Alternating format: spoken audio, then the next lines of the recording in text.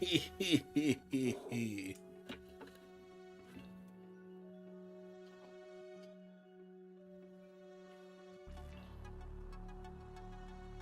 are we all ready?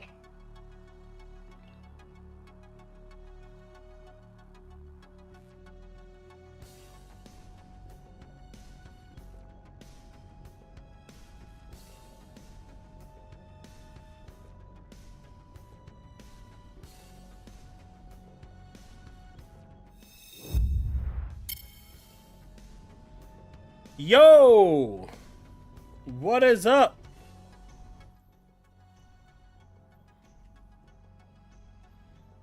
Hey, Bags, Chili's, Zano, Gorsty, Stevo, Ventura. How's it going, folks? Figured I'd catch a stream in today since we didn't get one yesterday. Make up for lost time. I left a comment on your Xbox raises prices video. Did you read it? If so, what are your thoughts on what I said? I've not had the chance, but I will head over there now and I will tell you what I think of your amazingly beautiful comment.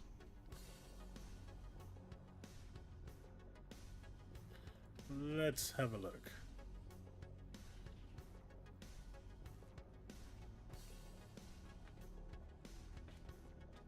Wait, did I just see Halo's having a live stream at the moment?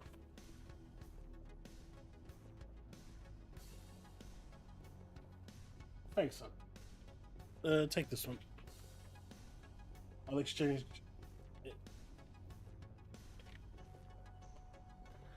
Make this make sense. Xbox Series X was $499.99.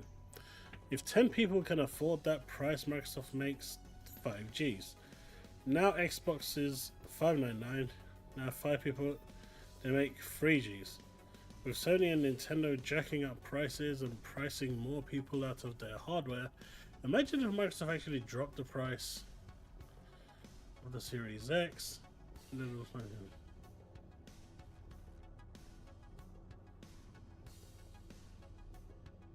So there's two ways of looking at that, Ventura. The first way of looking at that is the $600 actually make them go into the black. Obviously, they're taking a hit on the consoles already. Does $600 or $700 actually make them go into the black? If it does, then technically they're making more money doing it this way. If it doesn't, then what you said here is basically on point. They would make more money leaving it the way it was. But for example, the easiest analogy for this is what I use at work. If a project comes in and it's worth, say, $1 million, right? But it costs you 1,000,001 cent. Whereas the other project that comes in at $1, but it's going to cost you 1 cent. Which one is making you more money? The 1 million or the one that came in at $1 or $10, whatever it was. So it really depends on when they start to make a profit on these consoles, and that information, unfortunately, we don't have.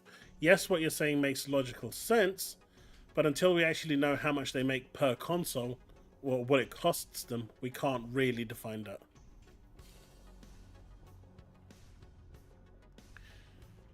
Make it simple. Thank you for that super chat. You know what? Let's start that. Wu Chang Fallen Feathers removed Xbox Play Anywhere. Really? No way!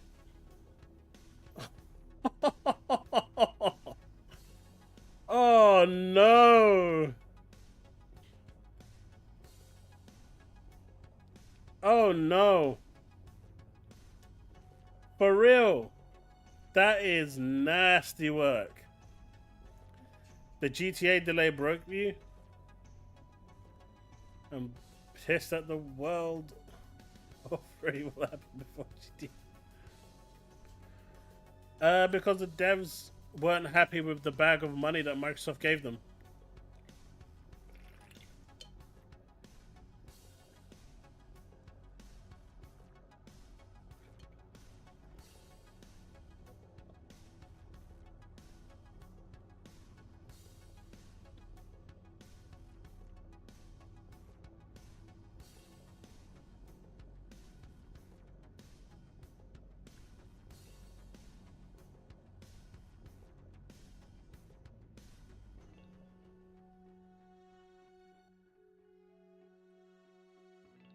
But here's the thing, right? This is a global price increase.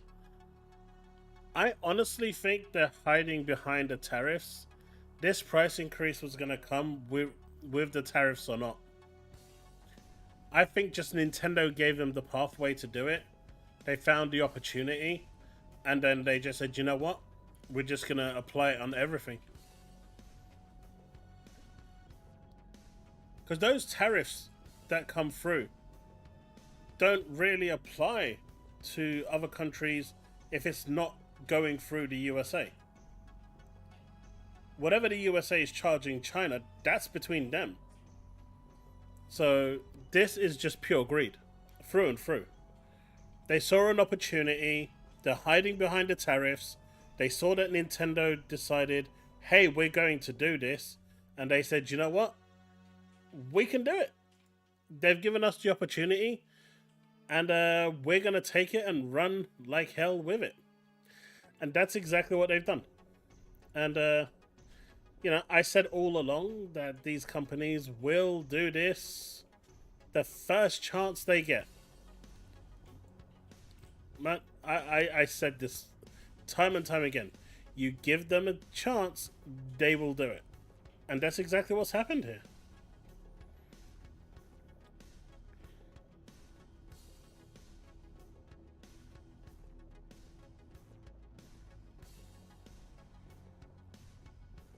I think you're getting it the wrong way. China doesn't need the US. Their their global income, America only accommodates 2% of that. Or is it 3%? I can't remember exactly. I was reading it the other day. But it's only 2-3%. Whereas the rest of the world, it's a completely different story. Everything is coming from the Far East, right? So the tables turned quite a bit. Hey, Banisher.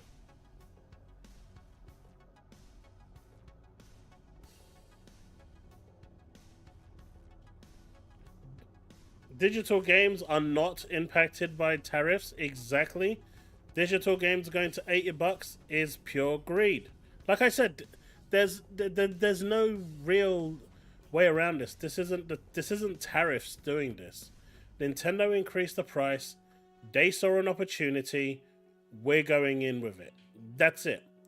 Sony increased the PS5 price. They still haven't touched the Pro, but the Pro price is going up at some point. You know, Nintendo came in at a $450-$500 price point. It's just given them an opportunity to increase the price. It's not like they haven't wanted to do it. But here we are. I agree, King.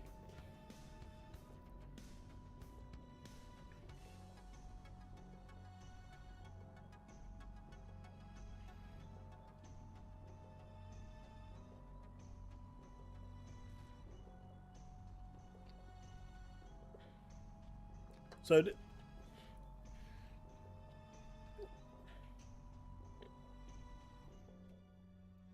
Steam and GOG is the way to go moving forward. Oh, don't you worry. $80 games are coming to Steam as well.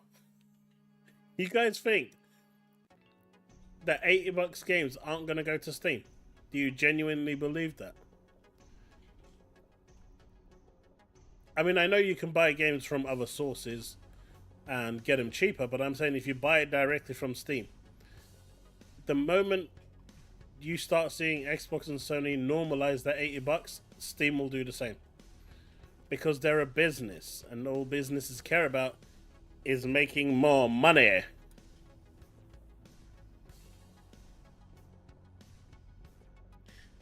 Yeah, but that's not the standard edition, is it, Susano? Take a load of this guy. He still thinks Half-Life 3 is coming.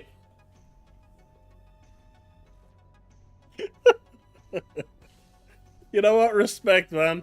Respect. Someone has to hold that candle. Someone has to hold that candle, man. Someone has to hold it.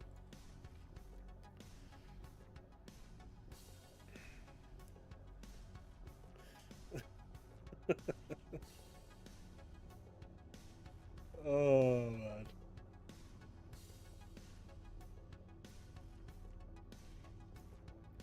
But yeah, I guess the easiest place to start, of course, is going to be Rockstar Games, because they came out with this lovely bit of transcript, the good old black montage.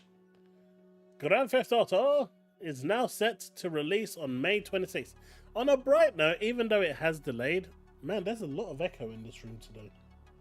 Even though it has actually delayed, we do have an official release date that they are at least subject to miss once. Now the question is, will they hit that May 26th, or are they going to go straight to the fall of 2026?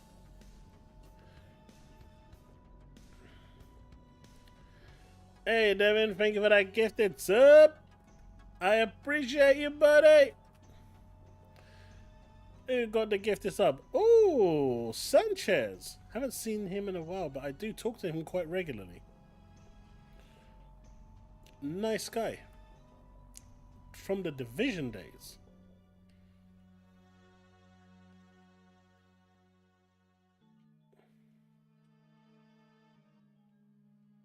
Assassin's Creed won't win Game of the Year, unfortunately. I should dress up as a grape? Why should I dress up as a grape?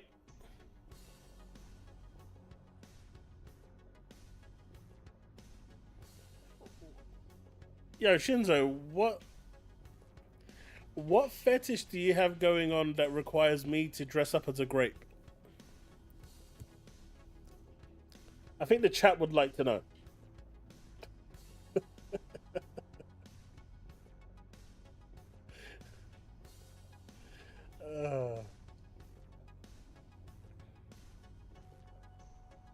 No, David. David, put your phone in a bag of rice. It actually works. And hopefully you can salvage your phone.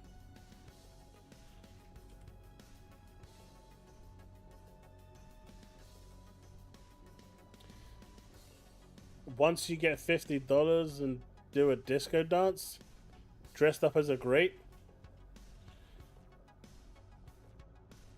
There are some weird things happening in chat today.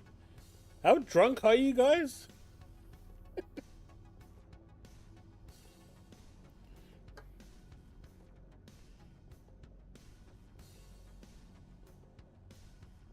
It works for me, Bags.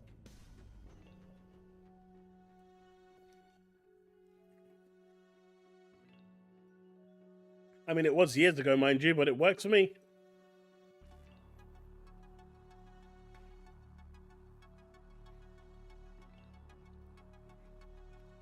Mate, if I try to do a break dance, I'll be breaking more than the dance. I'll be breaking my back. I ain't no chipper 20-year-old. By the way, just out of curiosity, is the beef going on with Alex and Gaz real, or are they just messing about? I genuinely can't tell, which is why it's interesting. Susanna, not at all.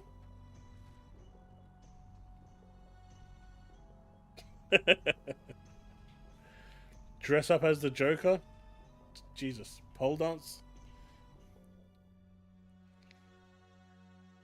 No, Bags, it's not a great idea. Yeah, that's what I thought.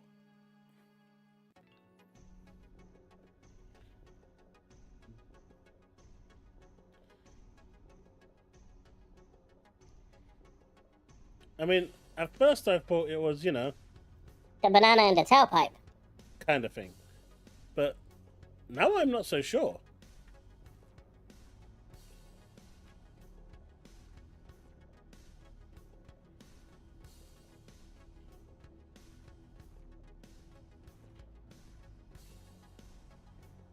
For pole dancing, you'll pay $100.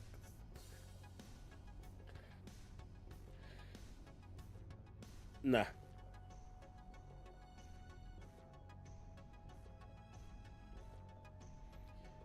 Wait, Alex and Gaz in the boxing ring. That would be interesting.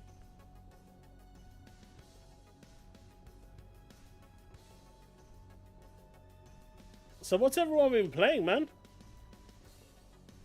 Who is Alex and Gaz? Alex is... Oh no, it's Alex. He's a content creator. Gaz is... I want to say he's a content creator, but he more does parody stuff.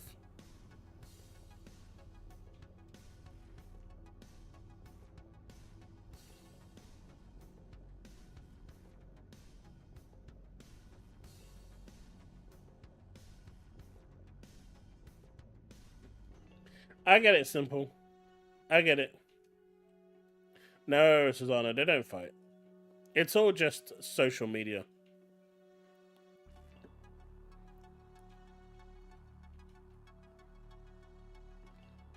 See, I actually thought about something else to put on screen right now, but I don't know if my channel would actually make it through unscathed and alive and not get cancelled out or banned by YouTube. That's what I was thinking about. Septic sauce, yeah. Thank you for the $2 super chat, dude.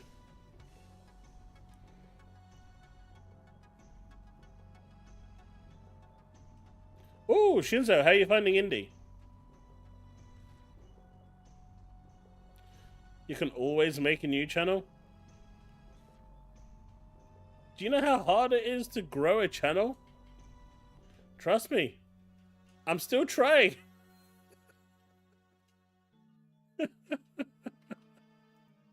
Oh.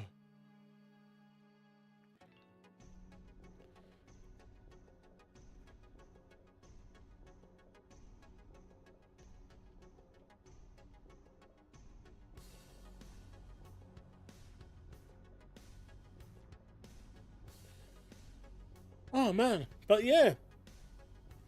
So what's your thoughts on this Xbox price increase?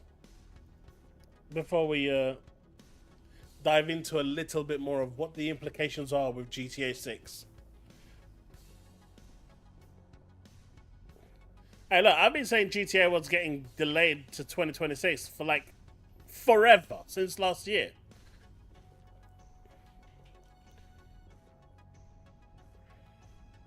You need to start grifting like DCG? Oh god. I don't even think DCG wants to be like DCG. Xbox should have doubled the price.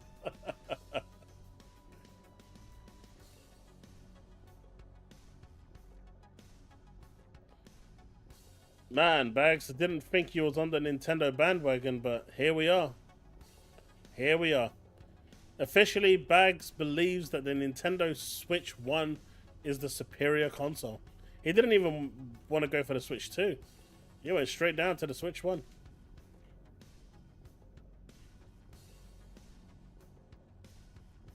Oh, really, Leaf? That's interesting.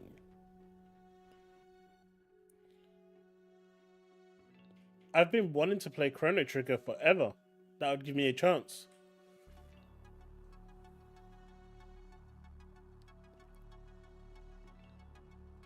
I just think Microsoft had an easy W on their hands, and all they had to do was nothing. It took more effort to take the L than it would have to take the W. And yet here we are, them taking a profound L.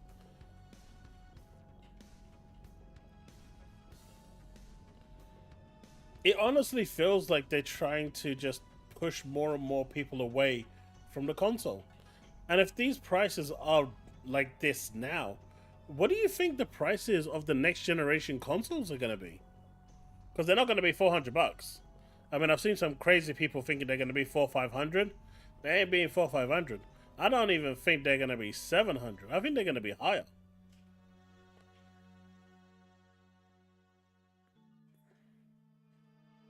I think so too, make it simple.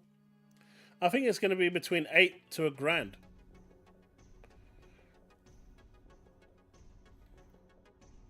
I think that's where it's going to be. Anywhere between 800 to 1,000. And that is just going to push so many people out of the market.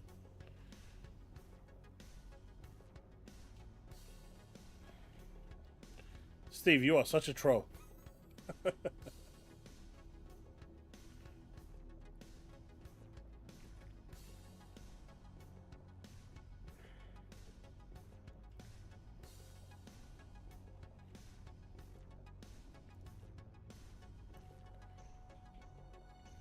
I'll be honest with you, I don't like payment plans. If you can't afford to buy it up front, just don't buy it. Save the money until you can afford to buy it, so you don't pay any interest, and just buy it. If you are someone who's concerned that you can't save money, then going under a payment plan is definitely not advised. It's predatory, and it's designed to, the way they're designed is to hope that you fail your payments so they can actually come in and either seize the device or screw you with interest. You should never kind of use that as a gotcha moment. Save money, buy it outright.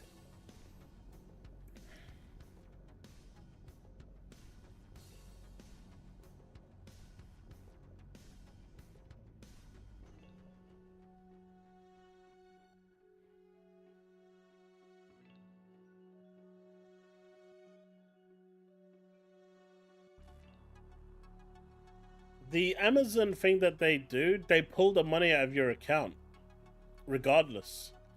There's no self-control of that. You give up your autonomy. They're going to pull that money out of your bank whether you like it or not. And if the money isn't there, you're just going to go into your overdraft. Again, it still requires some self-resolve. I don't know. I know, Banisha. I'm just saying, these companies want you to go under, finance because it's better for them. Because the average person doesn't pay on time. And they rely on that. And they prey on that. And that's where they make their money. Because at that point, it's free money.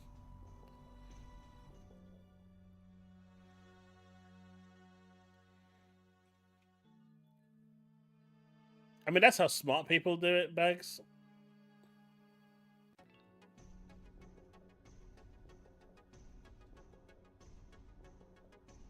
Like, I used to buy so much on finance, like a lot.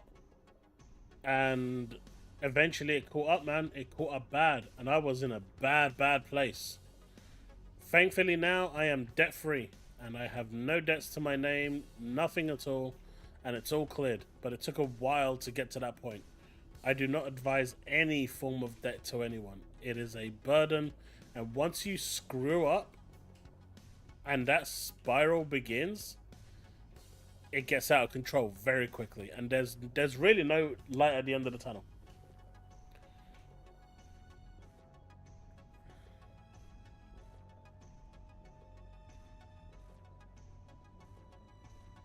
Buy a PlayStation? I already have one. I have two. I have the original launch PS5, the fat PS5, the very, very early start of the journey, and I've got a PS5 Pro. That some will tell you fell off the back of a lorry, but it did not. I bought it hard-earned cash for $100.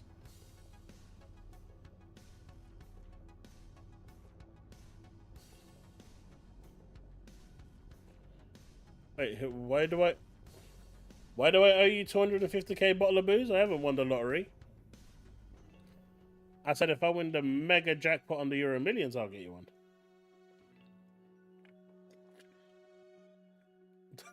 Stolen. It is not stolen. What, you guys? Someone is actually going to believe you one day and try and report me for no reason whatsoever? You guys suck.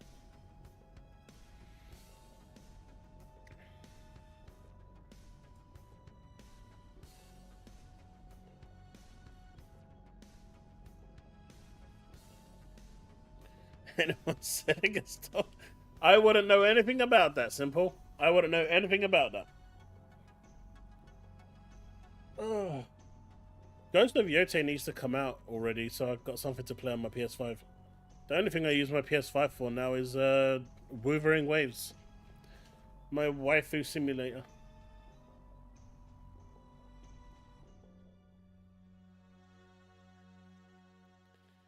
I tell you what, Steve, drop a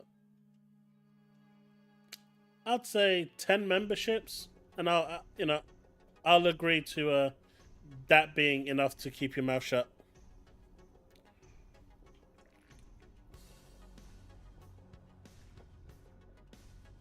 I think that's fair.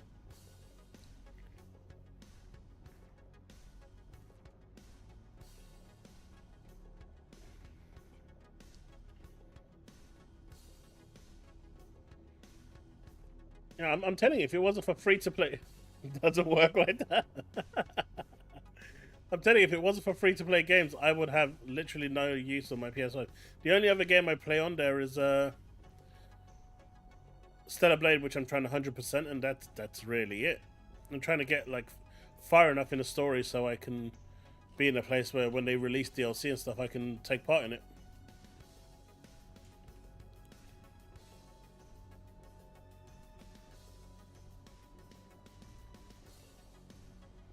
You see, Cesano, this is why Cesano's paid the big bucks.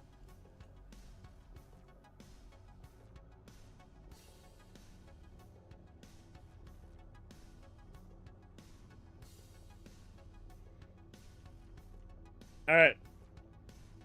Does anyone want to see a joke? Does anyone want to hear a joke? I've got a good one, chat. I've got a good one. Anyone interested?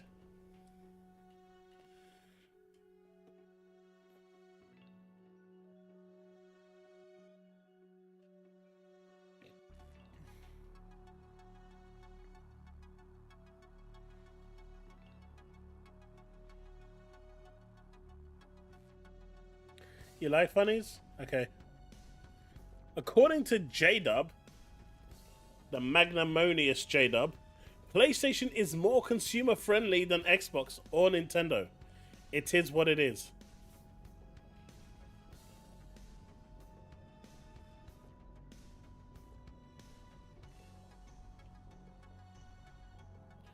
I don't even know how to respond to that.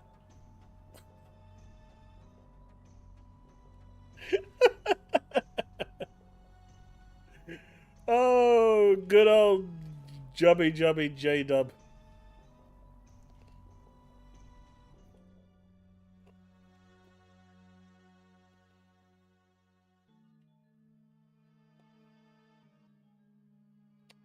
I don't have Sky.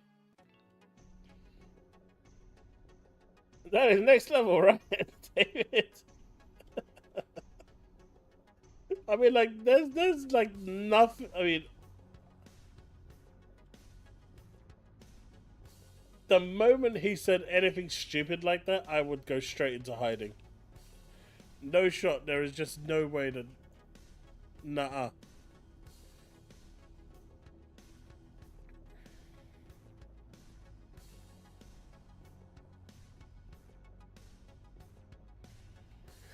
That is some special outcome.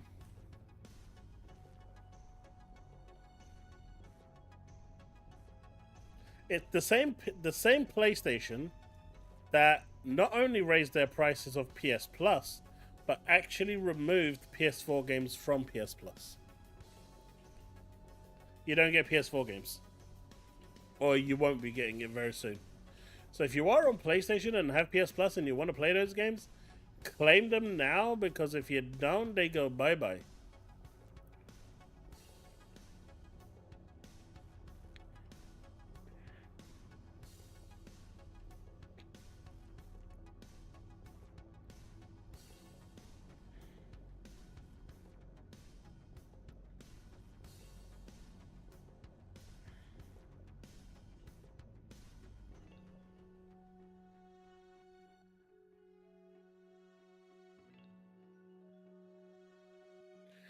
I mean, I don't know.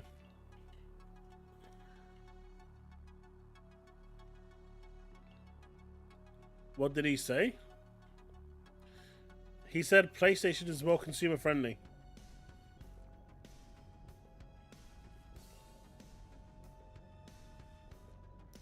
Doggo looks like he's having the time of his life.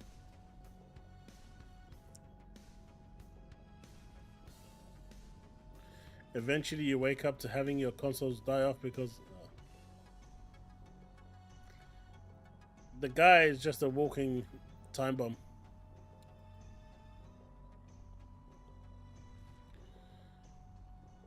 But yeah, no one actually saw Microsoft raising their prices globally.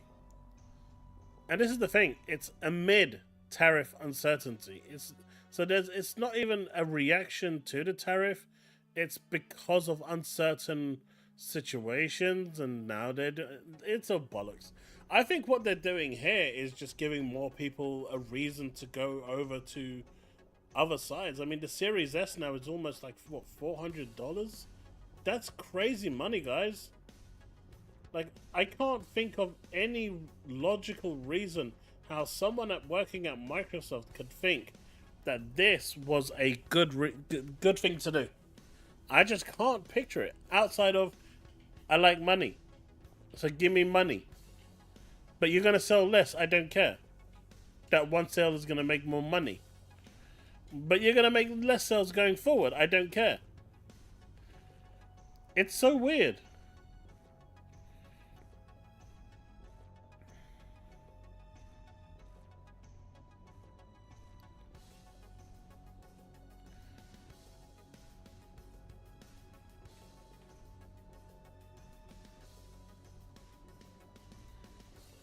They just didn't need to increase their prices. They could have just left it exactly the way it is. It's not like they're flying off the shelves as it is. I mean, in what world do you think that they're going to fly off the shelves more when they're going for almost, you know, if you're looking at the top of the range one, over $700? When they're not flying off the shelves at $450, in what world do you actually think that they're going to fly off the shelves for $300 more?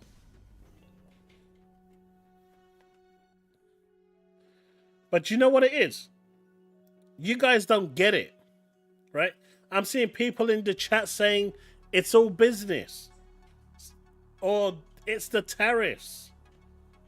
See, it ain't none of that. None of you guys get it. I'm about to tell you the real reason why this news came out when it did. I'm about to tell you the real reason as to why Microsoft did this. Because I reckon there was no plans for a price increase. I reckon that Microsoft had no desire for this. It wasn't greed, it wasn't business, it wasn't anything. On the 1st of May, they had an earnings call. And that earnings call was actually pretty positive. Right? Xbox games were up by Microsoft games or Xbox games were up by 5%. Xbox services like Game Pass was up by 8%. For the first time, the decline in console sales has been in single digits for a long time. This was a massive W for Microsoft. And someone in there must have just turned around and said, holy shit balls. We've actually had some great news. Someone quick hit the panic button. We need to balance this shit out. And that's when someone said, quick, let's raise the prices because that will definitely get us back in the good books of the consumers. And that's why this came to be. That's my theory and I'm sticking with it. That is my theory. Prove me wrong. Prove me wrong.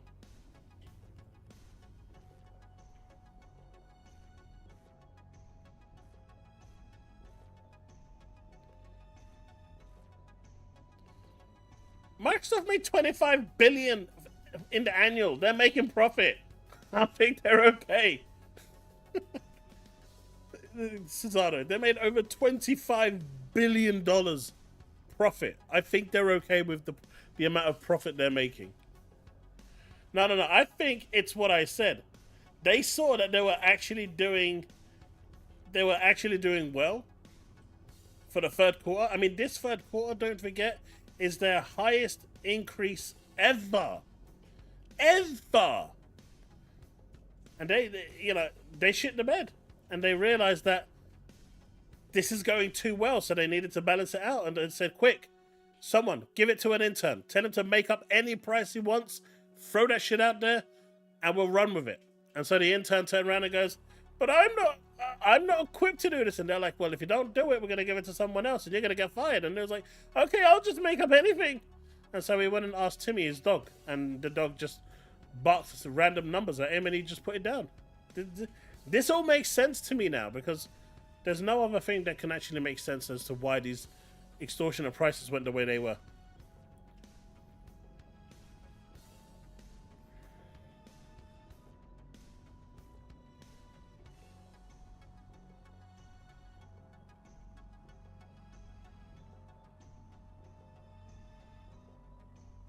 But the tariffs don't impact everywhere. I get the, you know, the price increase impacting those countries specifically that are hit by the tariff. But, for example, the UK has private contracts, not contracts, but trade deals with China and with other countries, so with Vietnam and whatnot, right? So we shouldn't be seeing the tariff brunt like the US is. I get the US getting the hype. I mean, they're in some crazy war with China at the moment. But why the other parts of the world that aren't involved in this? I'm telling you, they hit that button. They hit that oh shit button because things were going well and they just panicked because they did it. You know, they must have just gone into full-on anxiety mode because they just couldn't handle positive news.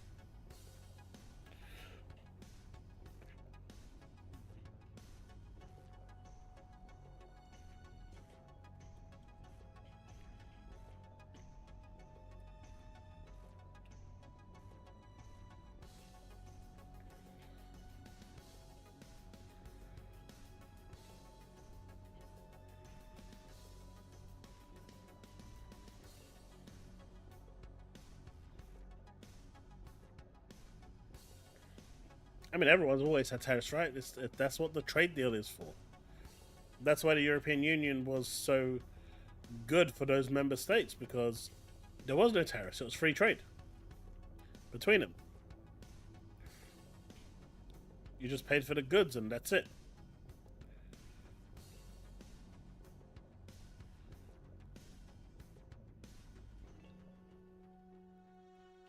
Rob's punishment. But who tried to stop it? The FTC. But it don't make sense, man. I don't know. I mean, I think it was Destin and Ryan McCaffrey. They came out and said that these price hikes are the best advertisements to buy a PlayStation 5. And I was talking to a few people today before the stream. And even they were saying the only thing that they can logically say is that this is Microsoft's way of trying to push the consoles to be less significant in the grand scheme of things. Even if they have a new one coming, they're trying to push the importance of the console further and further away. And it could very well be that. Right, and why does this keep dropping? My audio keeps minimizing and it's really annoying. Let me see. That's the camera hub, the stream deck.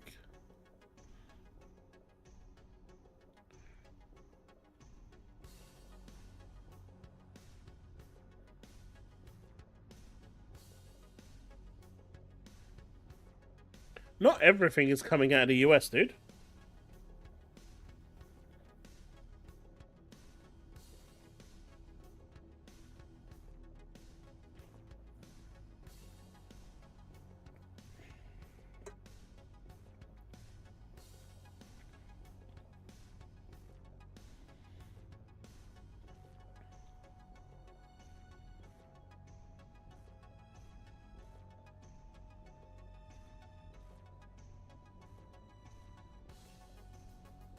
$200%. Hey, Sanchez, welcome back to the stream, dude.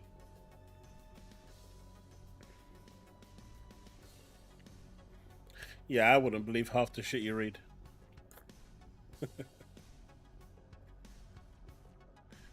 think we can all agree on that.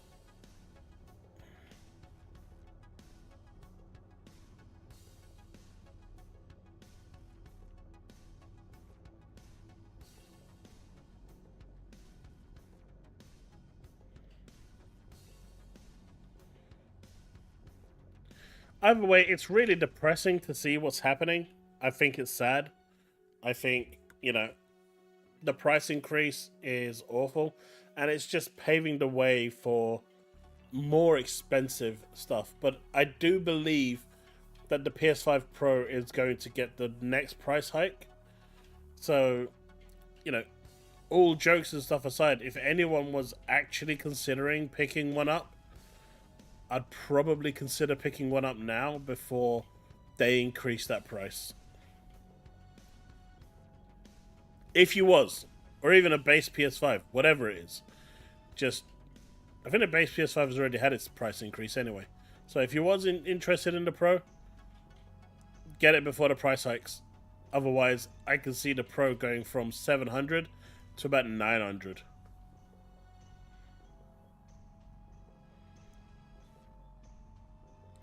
I mean, there is that, Woodpit.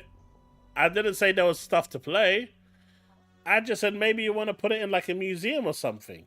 Put it as a mantelpiece or use it as a doorstop, or, attach a magnet to the back of it and put it on your fridge or something. There's multiple things you can do with it. I mean, it'd be a big fridge magnet, but, I've seen weirder things.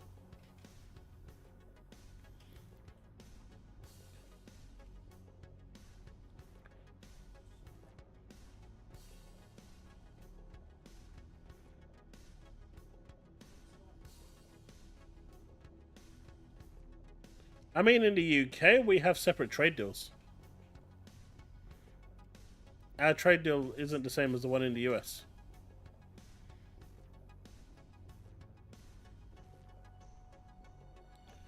That's what I was saying, Woodpit. That's what I was saying, right?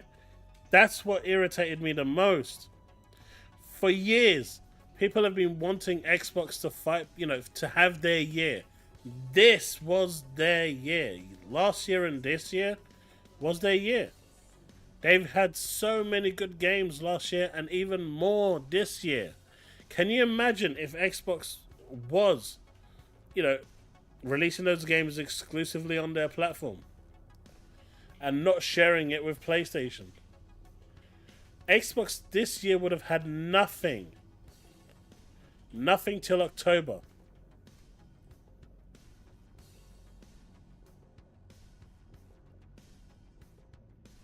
Hey, I 100%ed Indie. I played that to hell. I think I got like 70, 80 hours in that. Trust me, Brick. I love that game. That game is so good. That was my game of the year.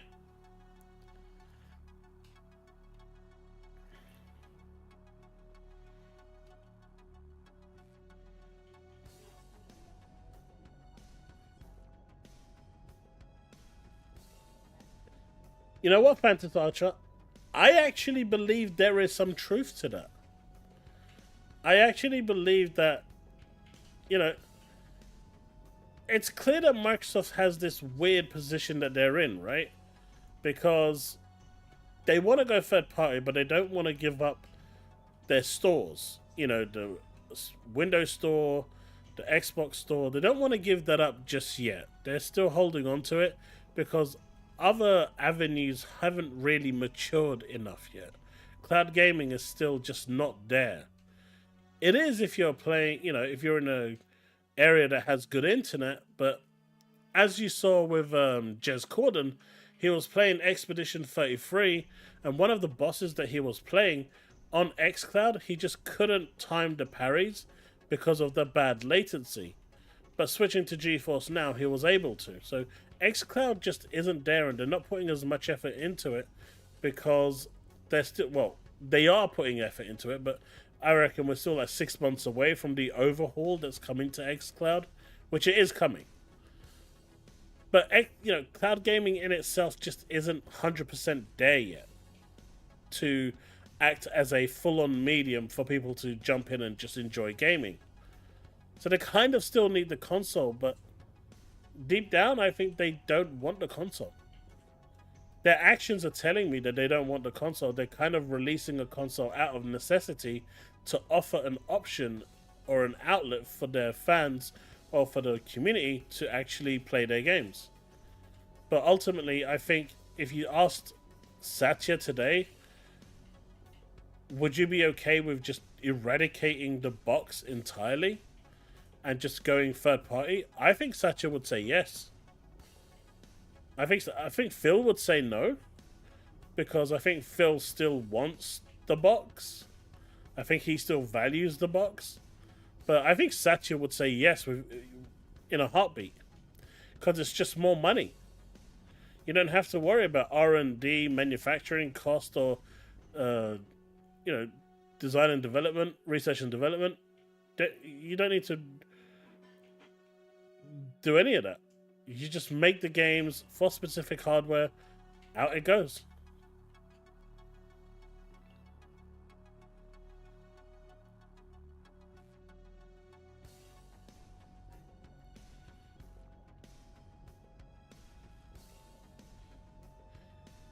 It's quite funny that. So, I once said to myself, right, if I find a PlayStation Portal for 150 quid, I'd buy it, just to play around with it. And so I found a PlayStation Portal for 150 quid. And then I said, you know what, it's still overpriced. If I find it for 130, I'll buy it. So then I found it for 130, and then I said it's still overpriced. I said if I find it for like 120, I think that's a sweet spot, that's a really good deal. So I found it for 115, and I still think that's overpriced. So now I'm going for 100. What are the chances I'm going to find one for $100?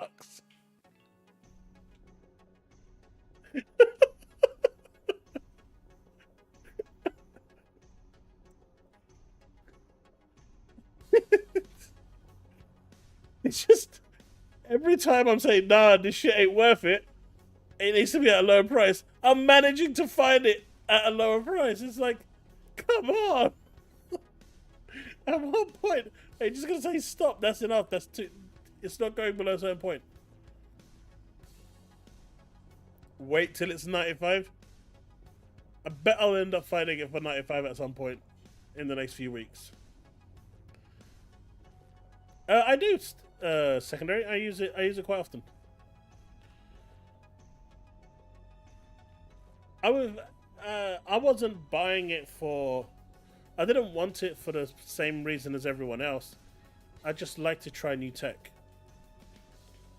It's more just to test out and see what it's like for myself. I love my Steam Deck, but I have to say, after the problems I went through today with trying to uninstall some stuff that I installed through, not legitimate ways, through the Linux operating system, I really want to ROG instead. But I'm kind of waiting for the next iteration with the S2 processors to see what they're doing. Oh yeah, 100%.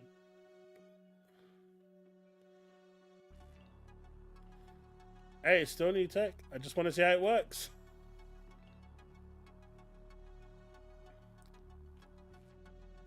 I mean, you've just described a Nintendo Switch 2, Steve. Just replace Xperia with NVIDIA.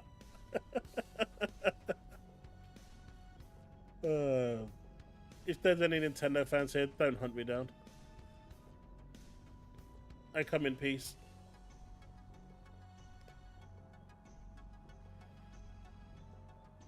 Yeah, it's not to play games on, it's just to mess about with. I mean, when I got my Steam Deck, I think for like a week, I was tinkering with Linux more than I was actually using it to play games on. It's weird. I just like tinkering with stuff. I like messing about with stuff.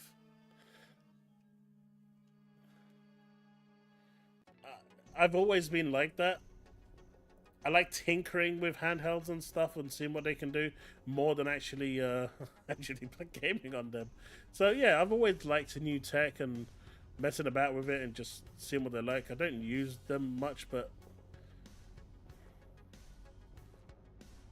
yeah, basically that's Susano. Basically that.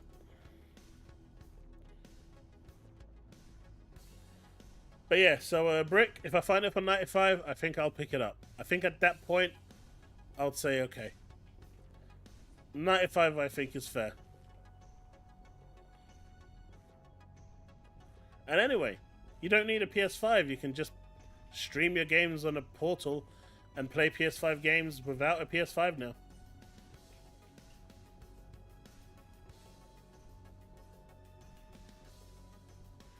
You should try to recovering Steam OS onto new hardware. That sounds horrible. That sounds horrible, Brick. Why would anyone want to do that? But the only reason the Steam Deck is, in my opinion, a better handheld than something like the ROG is the 2 trackpads. Trust me, they are so good. But other than that, if I could install Windows on the Steam Deck, I absolutely would. And I'm fully aware that you can, but it doesn't work very well. I want it to run natively and well, and it doesn't.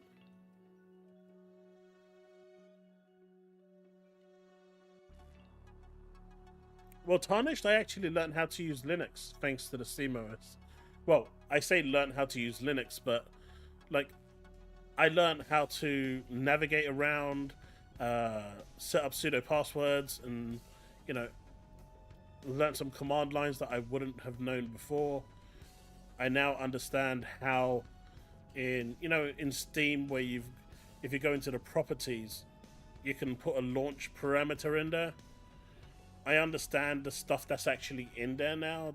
So I've actually learned through the tinkering and watching videos and tutorials and stuff like that. I've actually learned quite a bit on just a beginner level of Linux that I didn't know before. And the more I was learning that stuff, the more invested I got into it to learn more because it was interesting. It was something new to me.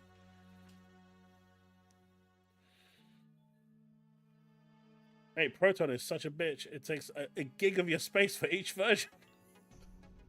Because it just downloads all of the DirectX libraries. No, and that's the problem, Susano. The fact that those games don't work is the one aspect that makes the Steam Deck just not as lucrative as, say, an Asus ROG, which I believe is still the top dog in the market right now.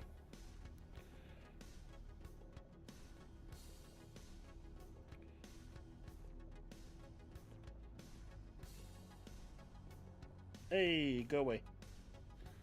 But, did anyone see this today? This is so sad. Sony has ditched Sackboy. Now, whether this means that they've lost the rights to Sackboy or they're just no longer interested in Sackboy after its abysmal launch on PC, I'm not quite sure. But Sackboy is no longer a part of the PlayStation logo. But hey, if you need a replacement for Sackboy, there's always Nicola, right? But I don't care what anyone says. That shit is just nah, man. That's just nope, nope, nope.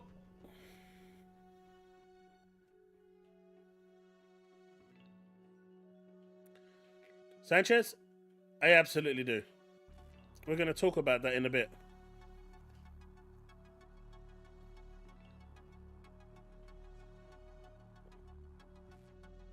Would any of you be caught doing this? Would any of you actually take a picture or get someone to take a picture of you kissing your console?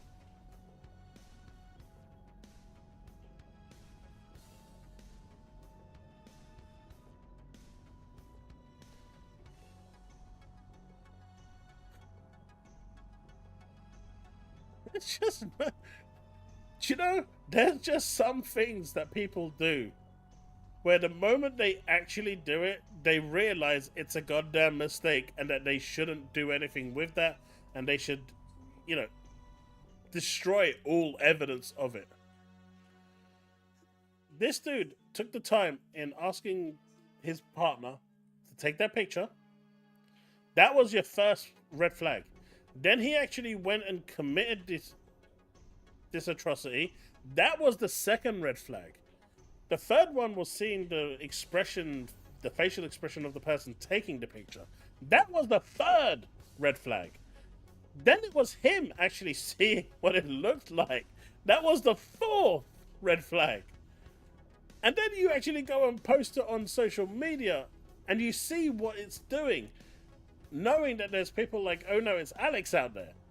That should be like 5, 6, 7, 8, 9, 10 red flags.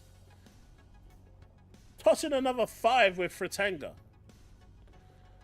And you're still gonna post this shit?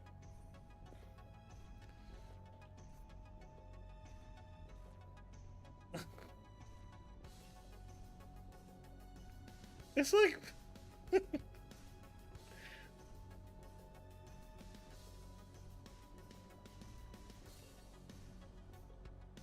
think his PS5 wasn't the most.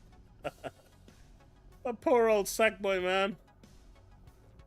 I feel sorry for Sackboys. The game was so good on PC.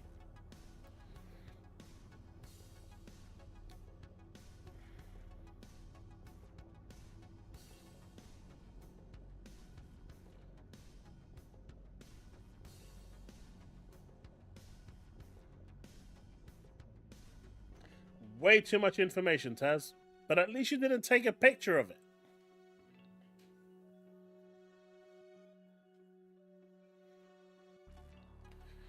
I don't know. This is just mental, bruh. Even the brand itself got laid off.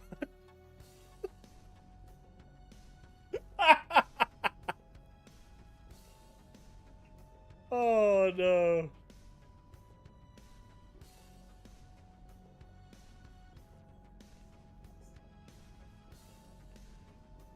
Do you know what, Brick? I'd go with the Dakimakura. I'd go with a Dakimakura. I ain't kissing no plastic console.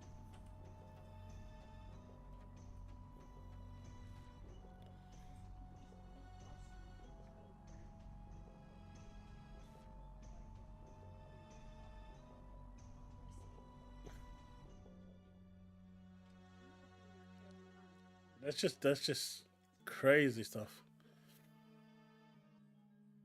By the way, before we move over to Marathon and talk about that for a bit, I know this came up previously. There's a game called Chrono Odyssey. If you don't know yet, but the playtest is now available. You can sign up for it to, you know, give the game a try. Definitely worth checking out. Just double check it is available on my one. Chrono Odyssey. Yep, you can request access, and I've just requested it.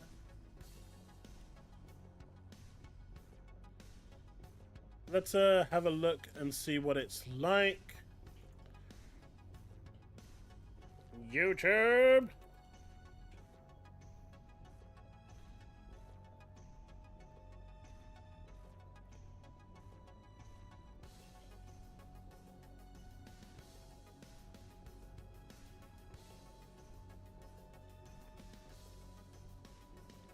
Is there any, like, game? Okay, here we have an official trailer from 1 year ago.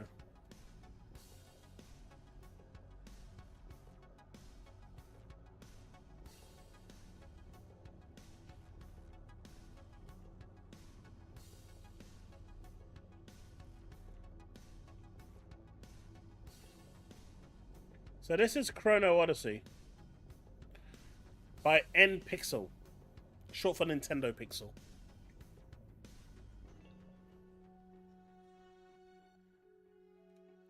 Oh yes, Wiwa is definitely on Steam. I just downloaded it on my Steam Deck.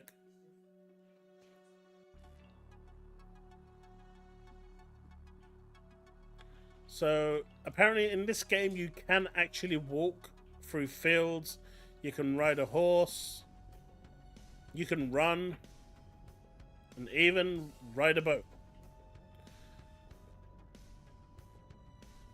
There's dudes that like to do yoga and then get pretty upset at you when you decide to stand in front of them.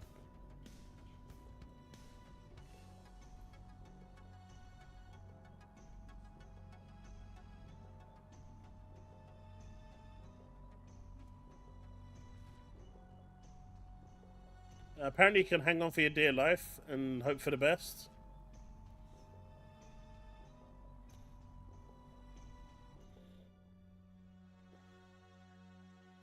You can live your fairy dreams and start throwing bows out like Venti. You can turn into Lulu from Final Fantasy X and start freezing everything.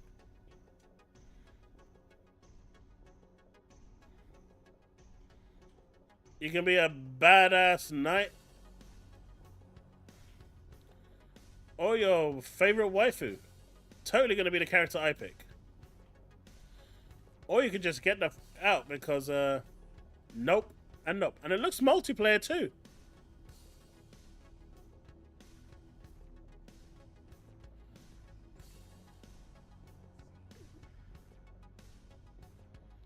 Man got crisped.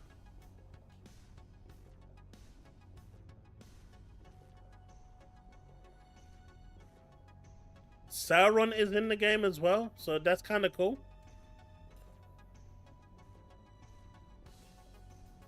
What is this, like an MMO or something?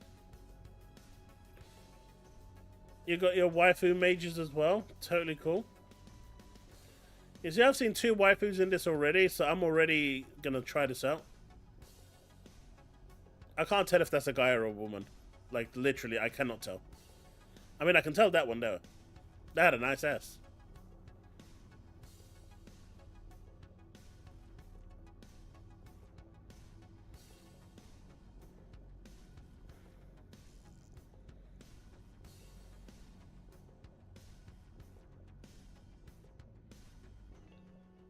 What do you mean, Steve?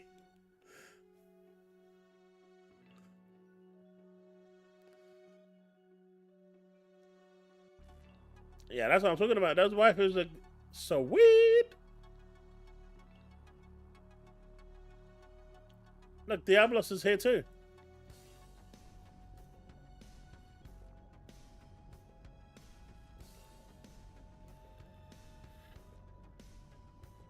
Did he just switch job midway? I don't know. That looks kind of cool. I've signed up to the actual early access, well, the network test. So feel free. Hey, David, we haven't seen it close up, and they haven't stood in front of us, so we can't really judge that just yet. What do you mean that was a dude?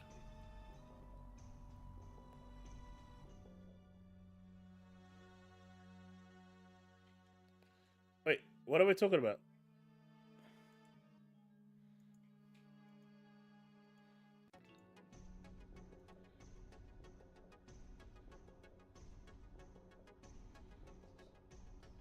I mean, Steam has the playtest. So I've actually applied for both Arc Raiders and this now. Hopefully one of them will actually say, yes, you can come through. That would be kind of nice.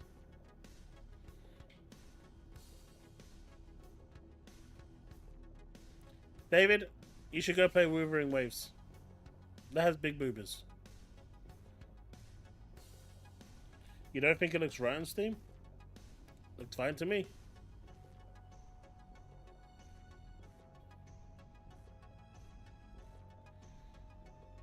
But GTA 6 delay means that everyone started celebrating, right? Everyone's like, woohoo! We can finally release our game! Let's go!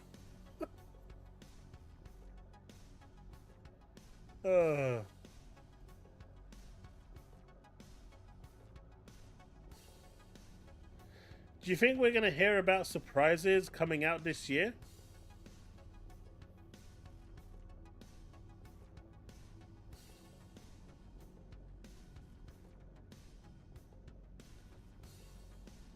Do you think now that GTA 6 has officially said we're not, we're yeeting out of 2025, we're going to get more companies coming out and saying, hey, well, what do you think about this game that's just around the corner, buddies?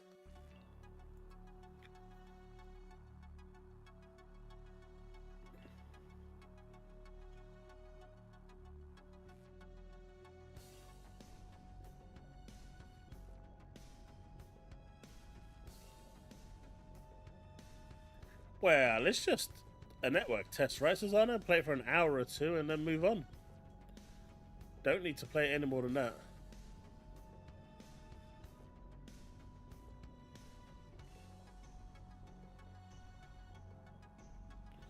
I mean, Gears V-Day is coming 2026, so that's still away.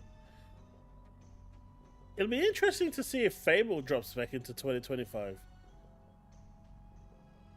Right? Because I think Fable pushed out because of GTA 6.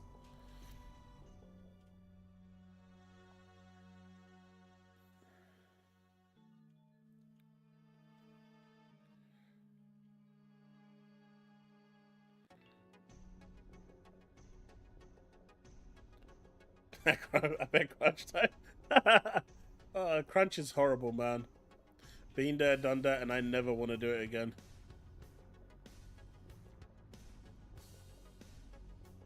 Crunch is just bad.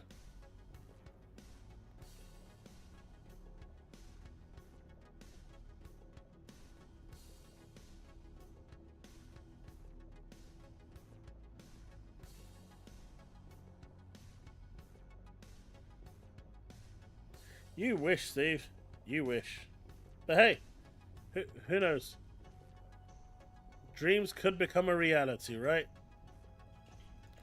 Dreams could one day become a reality. You hope Fable goes to PlayStation?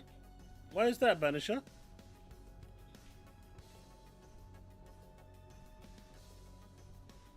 No, we want to be tribalistic. Isn't that right, Steve? We're tribalistic to the very core. Xbox games to remain on Xbox only.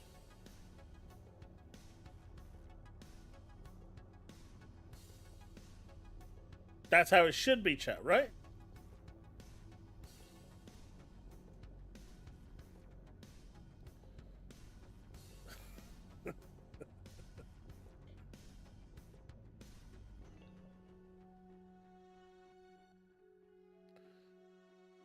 I mean, you could always pick one up. Intergalactic will not release on May 26th.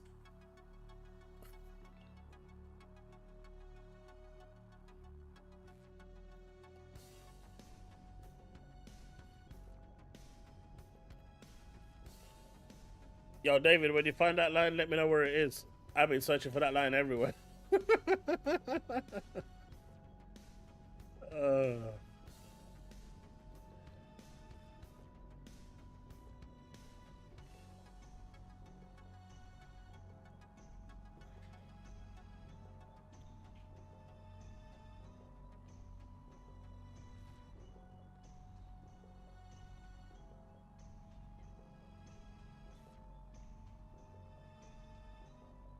Steve.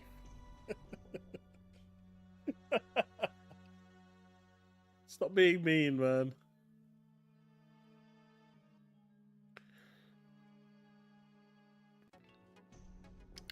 Gaming, no, not yet. Not yet, I'm afraid. I'm starting to lose hope, as they say. I'm starting to lose hope.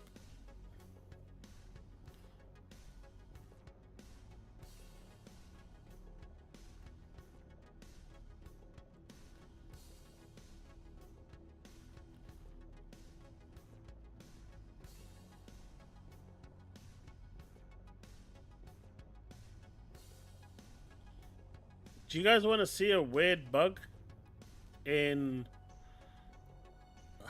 This looks fun.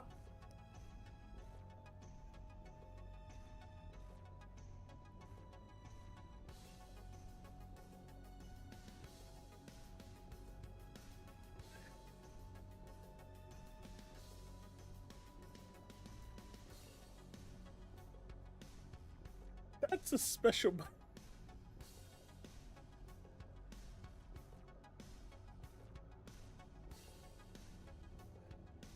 You know, with certain bugs,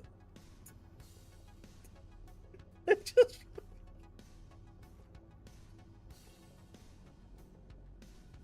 Some bugs are so good that they should just be featured. Oh man, that's a good one. That's a good one. Hey Cesaro, thank you for that $3 and 33 cents for piquing my interest with the game. You're welcome, dude.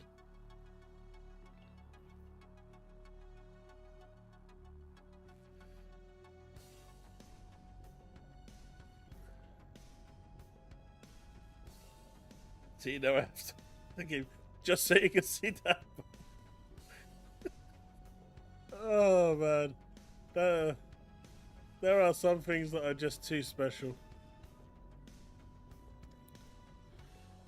Oh shit, that was funny. That was really funny. Oh. Whew. So, Arc Riders. It's come out, and everyone seems to love it. I was watching a streamer called Lyric who pretty much lives in these extraction shooters, and his response to Marathon was that once you've played Marathon for 30 minutes, you've played the whole game. There is nothing else there, and it's boring. And he just wanted to turn it off. Because essentially, the first 30 minutes is everything the game is. It's just more maps.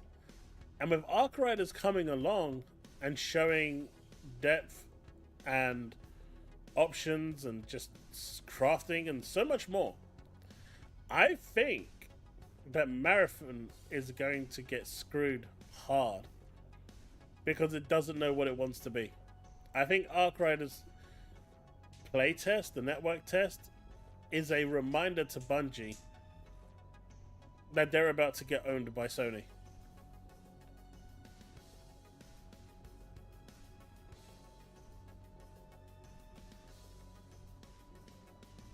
Yeah, Arc Raiders. Raiders.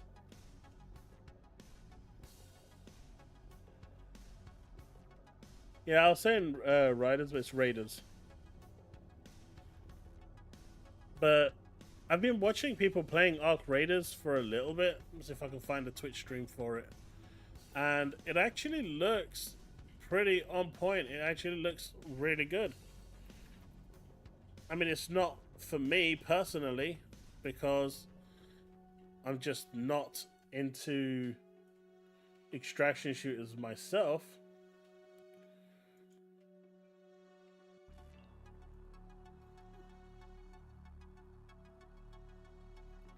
But as you can see, Joe playing here.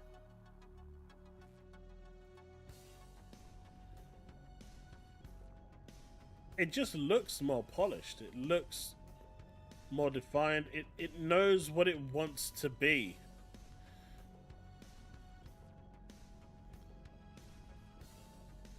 And I think if this comes out at the same time as Marathon's screwed. I think they're busted. Arc Raiders is free to play, right? Which is another thing. You want these games to be free to play to get as many people in. There's no price tag. Like, why would you pick Marathon over something like this?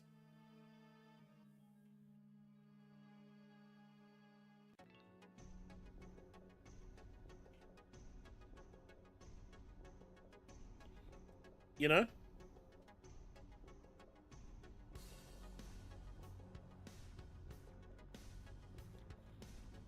Why would you?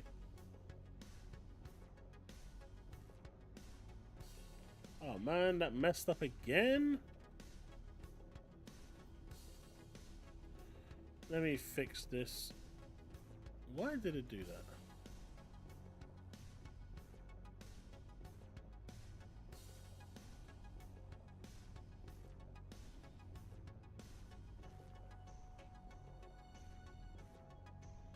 There we go. I'm really getting sick and tired of OBS screwing up.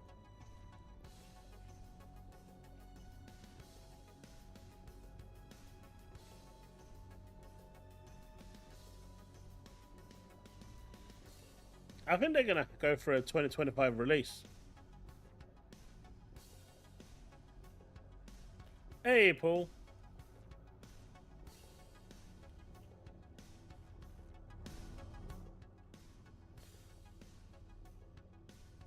But it just looks more interesting. You know, the stakes are a lot higher here. If you die, you're dead and you lose everything, whereas there's no risk involved in Marathon. Marathon is the only extraction shooter that I know where there is literally no risk for you dying. As long as your teammates are alive, they can just come and revive you indefinitely. The whole purpose of these is the risk reward. And there's none of that in Marathon.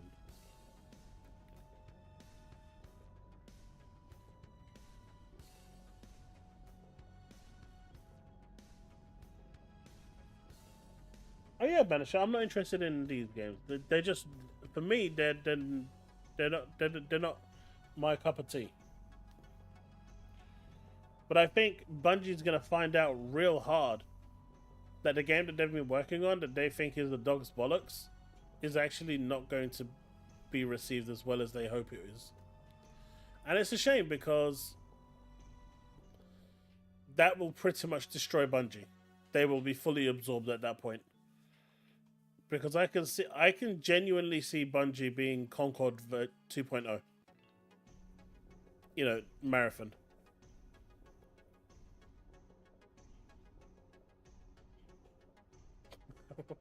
David.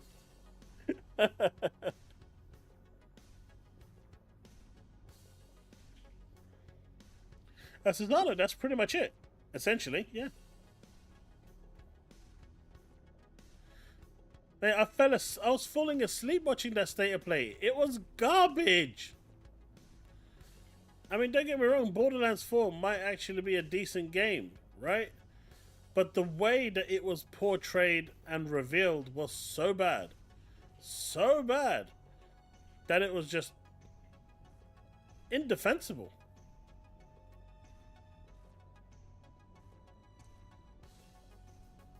I don't know, man. Look at it, just a much cleaner, much nicer UI. Overall, this game just is everything Marathon wants to be and more. But I think I understand what Bungie is hoping for. Bungie isn't aiming for Marathon to do well on PC. I think Bungie fully well knows that what they've created is for console only. And it'll be interesting if they... I mean, I know they've got it planned for PC, but at this point, I think they should just make it a console affair. Can you imagine someone playing Marathon or this, and they go and kill someone, right? And they go and they're going through their bag. On PC, it's like boom, boom, boom, boom, boom, boom, boom, done. But on, you know, on controller, you're gonna have to like drag your controller, pick the item, drag it to the other side. By the time you get out of your menu, you'll have died 4 times. You know, the game would have killed you, sent you back to the starting screen, brought you back to that exact same point, and you would have died again, and again, and again.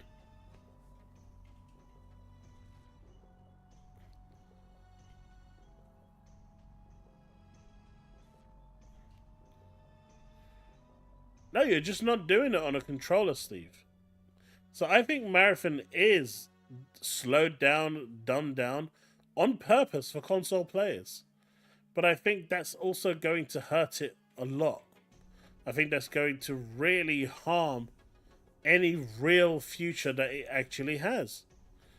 I just feel like that game should have either been PC or console, but not both. And it should have picked a lane.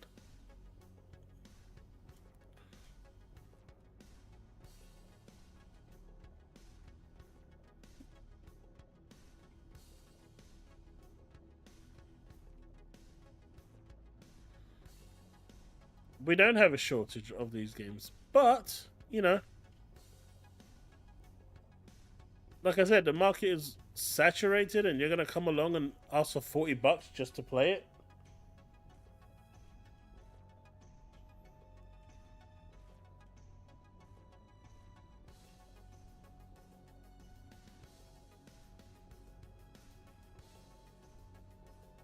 But you can do that with your Xbox or your TV. You don't need a PC or laptop. You can use GeForce Now on your Xbox. You can use it on your TV. You can use it on your tablet. But yeah, I think Marathon is going to be dead on arrival. I think it's going to have its surge where it's going to do well for a little bit. Right? And then I think it's going to crash and burn.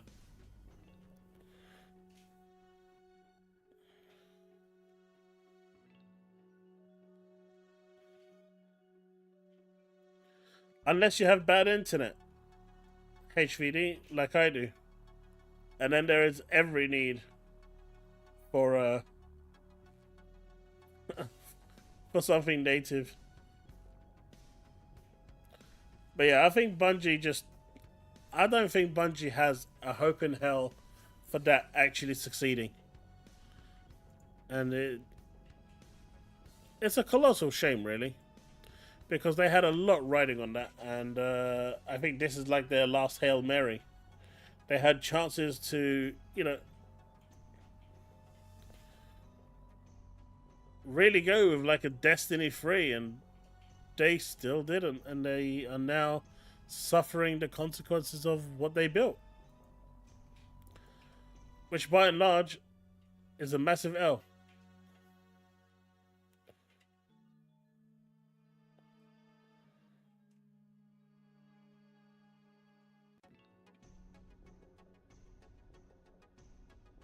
See, I don't think that there's going to be a crash. Everyone keeps saying that the industry is heading towards a crash. I don't think it is. I don't think it is. I think what's happening is gaming is evolving from a hobby to a luxury hobby. I think that's what's happening. As prices of games are increasing, as prices of development is increasing, everything around it is increasing. Now, yes, I will still stand by the fact that there's also a lot more people playing video games now, as opposed to back in the SNES days and the, Mega Drive days, or Genesis as you guys called it in the US. Which means there's a lot more volume of people picking it up. But the moment you start increasing the price to unprecedented levels, people stop buying games. And I made this example in my Discord yesterday, or was it today? I think it might have been today, I can't remember. Let me just have a quick sip of this drink.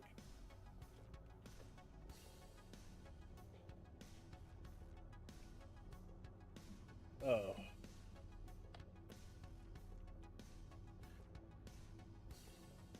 I used to buy around 15 games a year, maybe 20, give or take, when the games were at £50.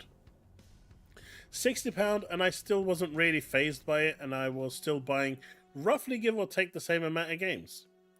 Then the games went to £70, and that's when my purchase of games actually went down by around half, maybe more. If the games go to £80 even more, and with the inclusion of Game Pass, my buying games is going to be very, very minimal. So, I don't get what they're hoping to achieve. Thank you very much for that gifted membership, Devin. A gifted membership to Bold Alpha Wolf.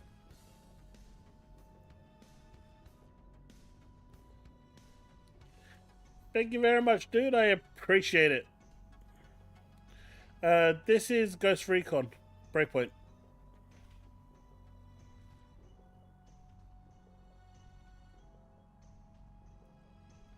Yeah, the crash of 81 was devastating, but I just don't think we're heading in that direction. I think just everything is evolving. You buy more games because of Game Pass? I don't. I buy way less. Because the money I'm saving on those games from Game Pass, I end up using it on other bits and bobs, tech, or my kids, whatever it is. But I use that disposable income for other stuff. If I can't buy it physically, I generally don't bother. And I don't buy a lot of games anymore. But if it's on Game Pass, there's no difference to me between owning it digitally and owning it on Game Pass. Indiana Jones I know is digital only, but I wanted the collector's edition, so I went ahead with it. Same with Starfield.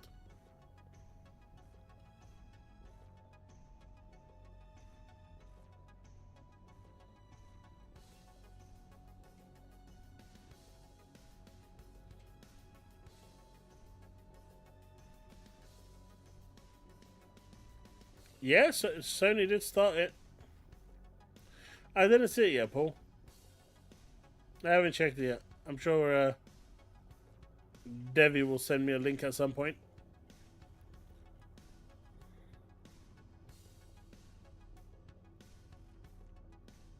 Ooh, MBG got Doom the Dark Ages review copy.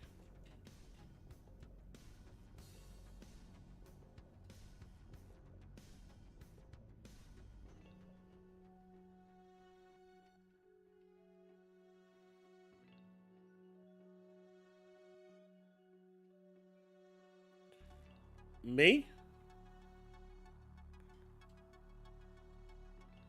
None that I mean, I played Indiana Jones first, but I wanted the collector's edition and they were out of stock at the time. And then they came back in stock, so I bought it.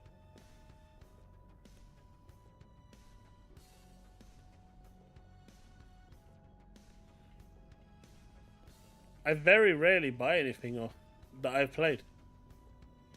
Unless I really enjoyed it and I want it just for collection purposes on my bookcase.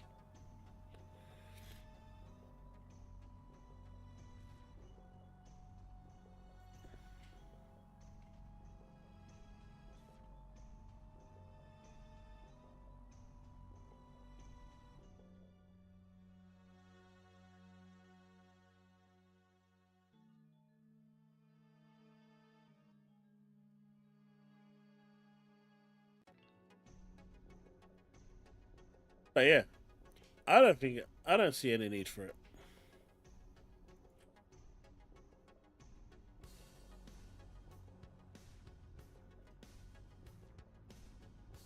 So what do you think about MBG getting a copy of Doom for review purposes?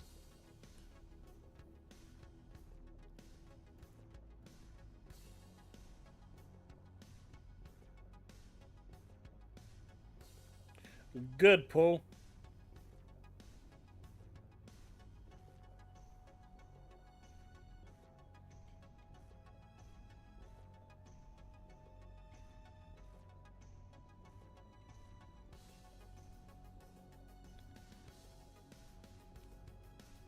It looks like he's finally turning around and liking Xbox and their generosity.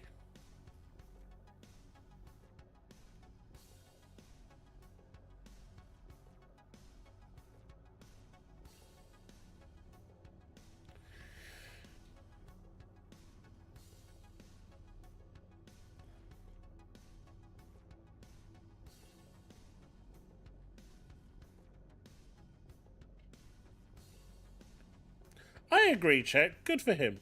I agree. I agree.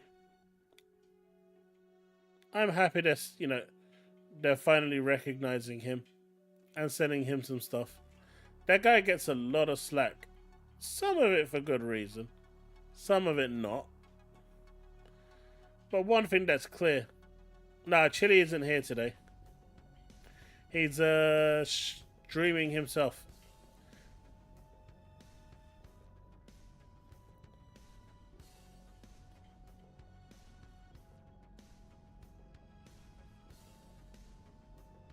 But how many people here think Marathon is going to survive a month? Or 3 months. Let's say 3 months.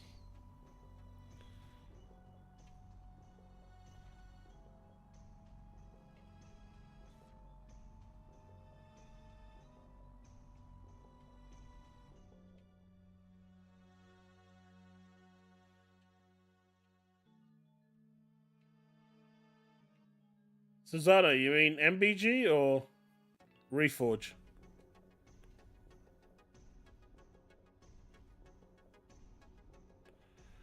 Apparently it's all sold out, so I don't think you managed to pick it up. I tried to get the collectors today, but I was too late.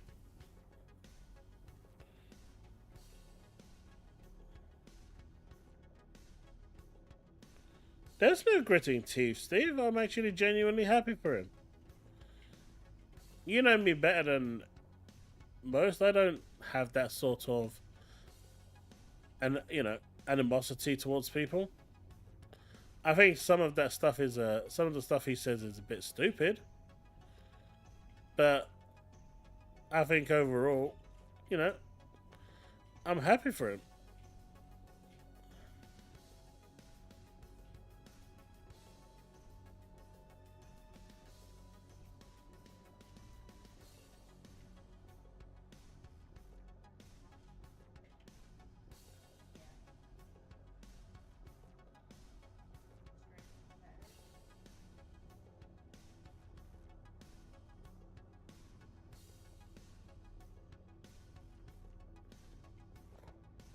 What do you mean this one?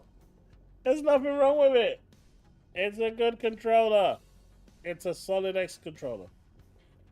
It works. Trust me.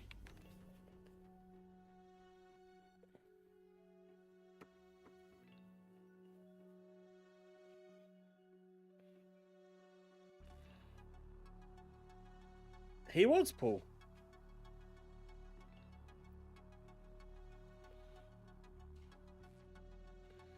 $250 for 80% digital. I mean, the masks and stuff that you get with the collection is nice, though. Who's on 100k subs? Man, I'd be happy to get to 10k subs.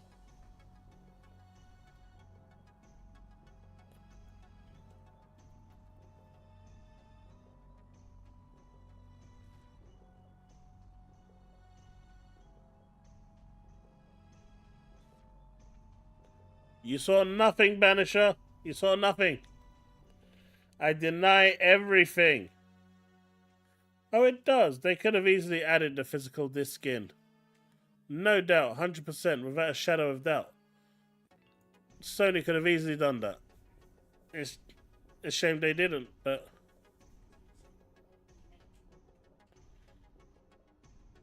What are you gonna do?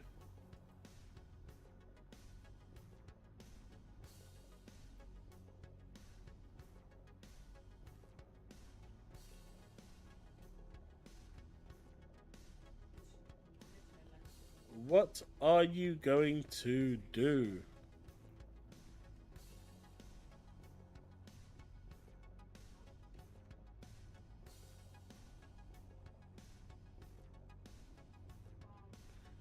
Bug their eyes? Yeah. Chat. We've spoken about the whole Xbox debacle with the actual pricing blunder. I think it's a mistake. I think it's such a shame that they've done that. GTA 6 being delayed is opening the horizon for more games to come out this year, which is good. I do feel sorry for those that actually push their game out to someone, May next year, because they're screwed. Even the ones in the summer, they're screwed. There's no real saving them. But yeah. Anything else you guys want to discuss?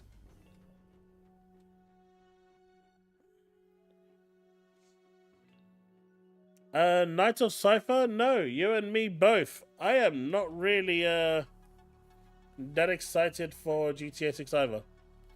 It's not my thing.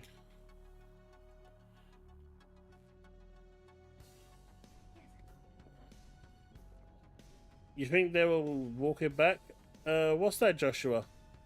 Are you referring to...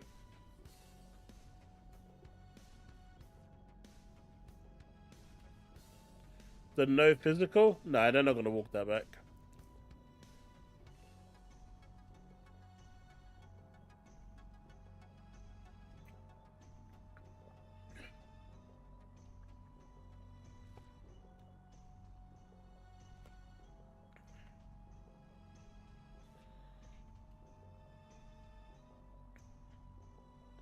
Oh, the price point? Absolutely not, Joshua. I think what these companies are doing right now, in essence, is getting everyone ready for what's coming in a couple of years' time. You know, if they went from a price point of, 450 to 800, that jump is astronomical. But if they can get more people used to 600 right now, and people accept it, well, then 800 doesn't look so bad, does it? I think ultimately that's really what's going on here. 700-800 for the next gen consoles won't look as bad when you're paying 600 right now. But after 5 years, prices are still increasing by exponential amounts. I think that's crazy. And we live in weird times. But the gaming industry was one of the last to be affected by the whole pandemic boom and bust. I know we've been seeing a lot of staff being laid off, and the majority of that was because of the boom bust situation. But it's still crazy after 5 years to see the prices increase. But I do believe that probably has something to do with it. I can't for a second believe that doesn't have any inkling or anything going for it to actually have it, an impact. It just has to. They're getting people conditioned and getting them ready to accept. Because at that point, once you've accepted that the consoles are $600, well, if the next one comes along at 700 or 749.99, it's only 150 more, right? It's not like it's earth shattering. But if it went from like $400 to $800, that's double the price. That's going to raise a lot more eyebrows. So condition the community now, get them used to the higher price tag, and then when the new one comes in, you won't get the drama that you're getting right now. I've just got no interest in Borderlands 4. Maybe that was part of the reason why I just didn't enjoy it. But I think that trailer that they did was so bad that I think they just missed it.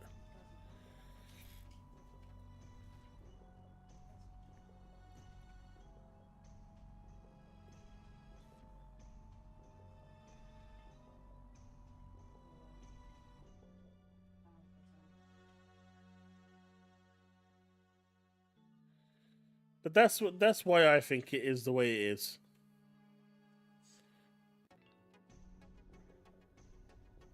Trust me, in the USA...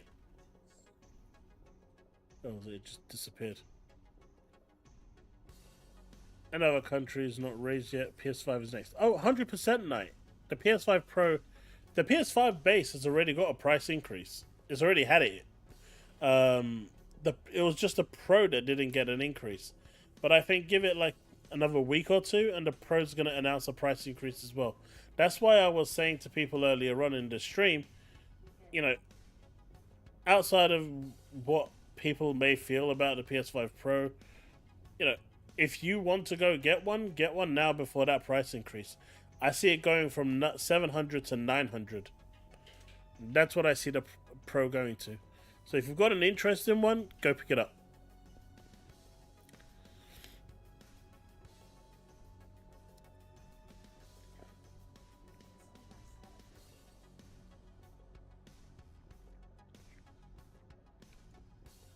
And this is the thing, right? All these are doing, these price increases to $80-$90, it just makes free-to-play games look so much better. You can play free-to-play games like Apex Legends or Genshin Impact, Wuthering Waves, or anything else really that comes to mind, Fortnite, without spending a single dime, and you can get hours, hundreds of hours of gameplay out of them, if not more. And you can enjoy the games without really having to worry about spending a single dime. This is why the increase to $80 is stupid.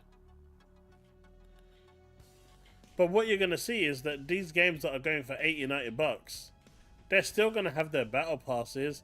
They're still going to have their microtransactions for skins and stuff. It's just scummy predatory action. That's all it is.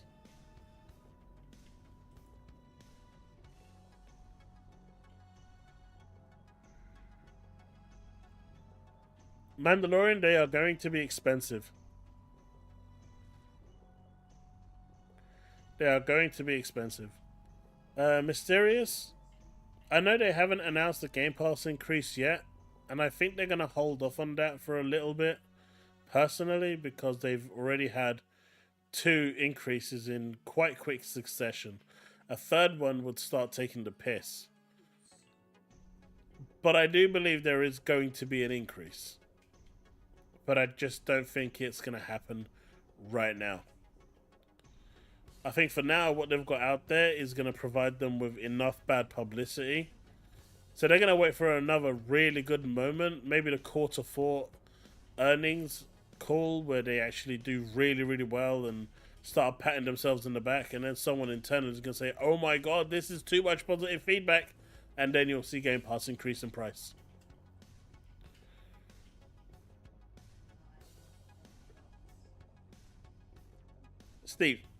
Steve, there is someone watching this right now that's probably going to relay that to their boss and say, there's one guy in this random stream that wants to pay $50 for a battle pass. You should totally do it.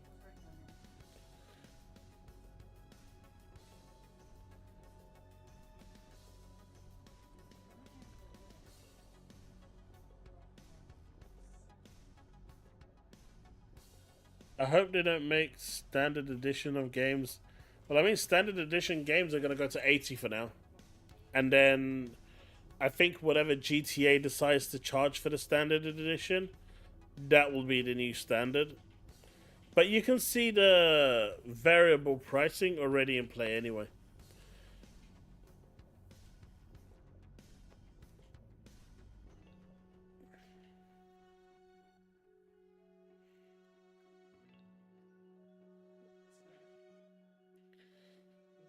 I mean, they're going to be at 80. 90 is not that far away.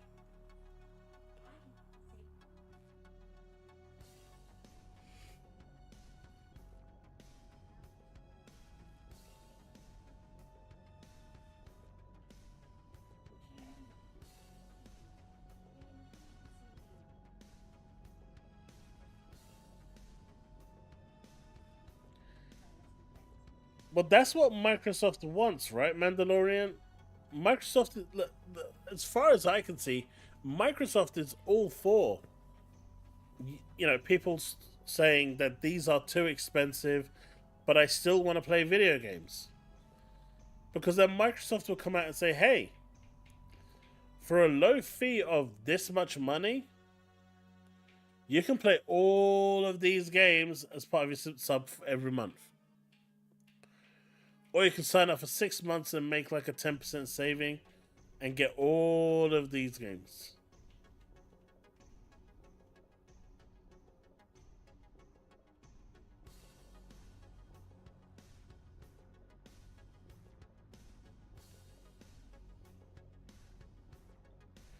Everyone should do a Valorant and charge $100 for blue.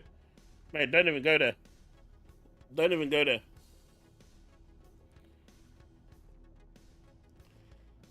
There's going to be someone in there that goes, that guy Steve.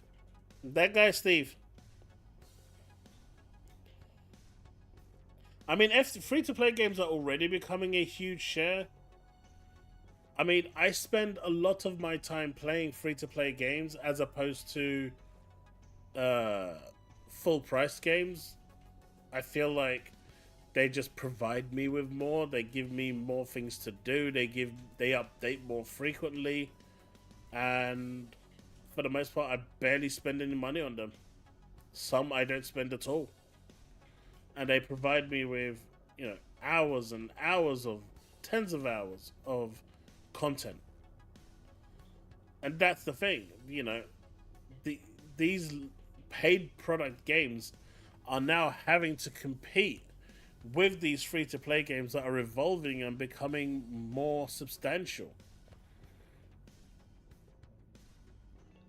And I just don't think they're managing that properly. I don't think they're coping.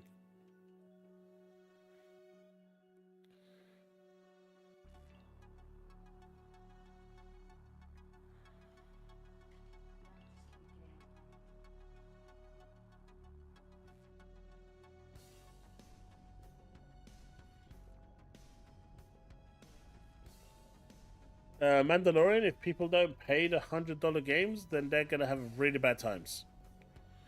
They're going to have really bad times and slowly disappear.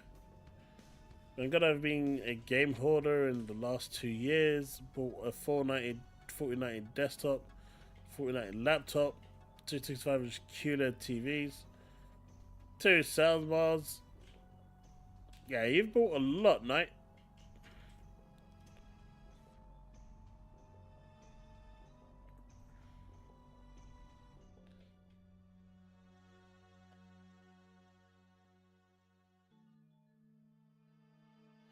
Francis Archer, most of them are. You're right.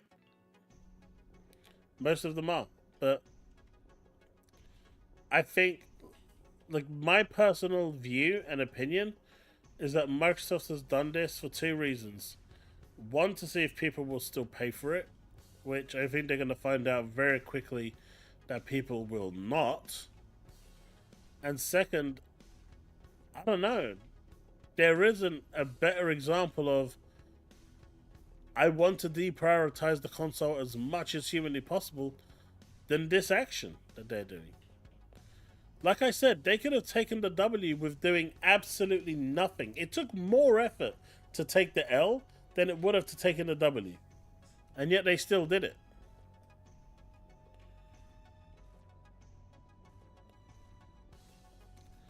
I know, Susanna, and I really hope you're feeling better.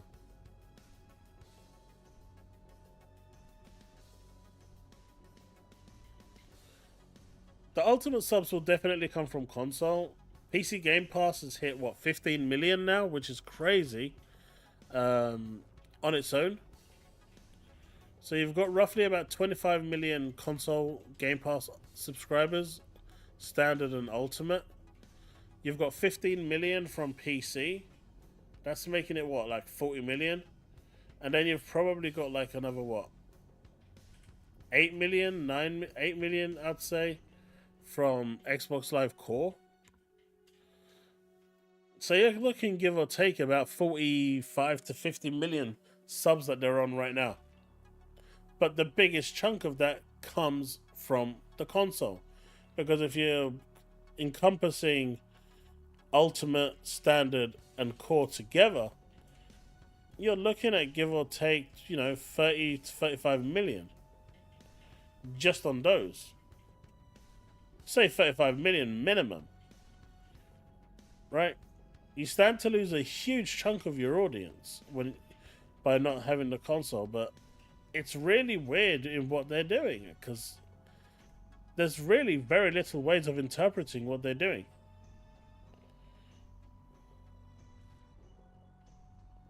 I mean, Mandalorian, Sony's already raised the price of the base PS5.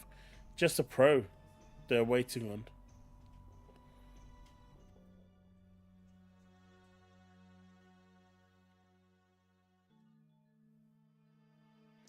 Is what it is.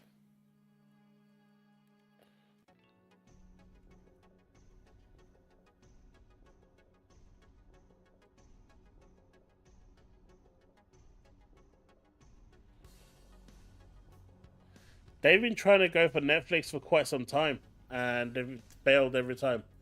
But if you watch live Netflix, that actually can get you into trouble if you don't have your TV license.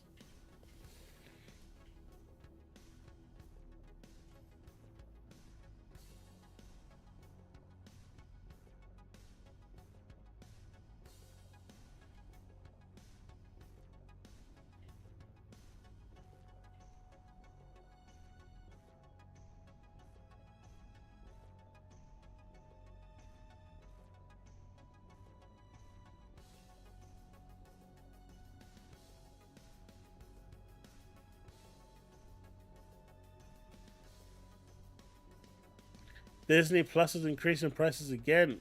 Jesus. Why is the TV license a thing? Because BBC Channel wants it to be. It basically provides you with TV without ads.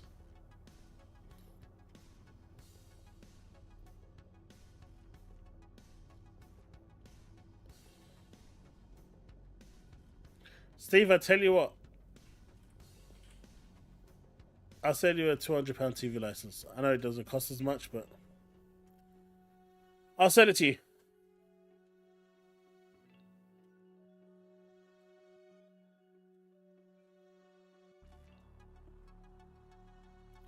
I started watching episode 1 yesterday, but it was so hot I fell asleep.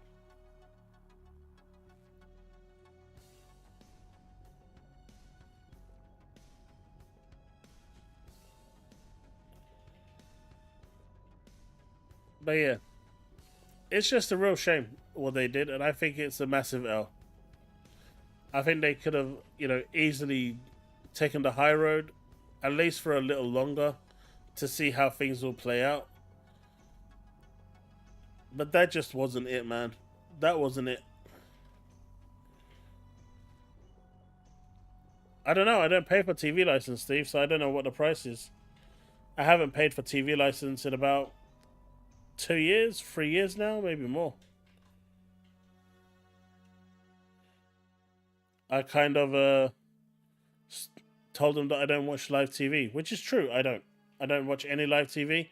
The bollocks thing is that some of the stuff on Netflix that I would want to watch that's live, like the wrestling or stuff like that, I can't watch that either because the TV license encompasses any live broadcast. So I can't even watch Turkish TV live, which is probably a good thing because their adverts go for anywhere between 30 minutes to an hour. So I just watch anything they show goes on to YouTube, so I watch it there with no ads, and it's just way more simpler. And yeah, you heard me right. Those Turkish ads they're no joke, man. They're no joke.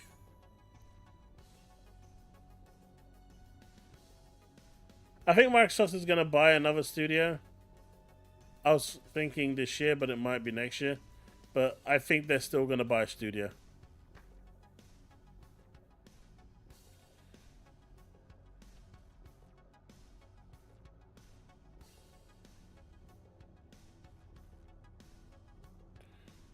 Nah, I think Ubisoft is in a good place. I think Assassin's Creed did well for them.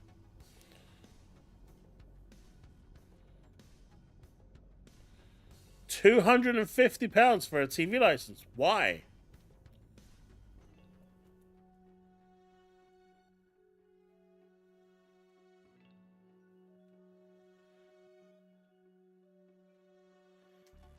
Devin, that makes no sense.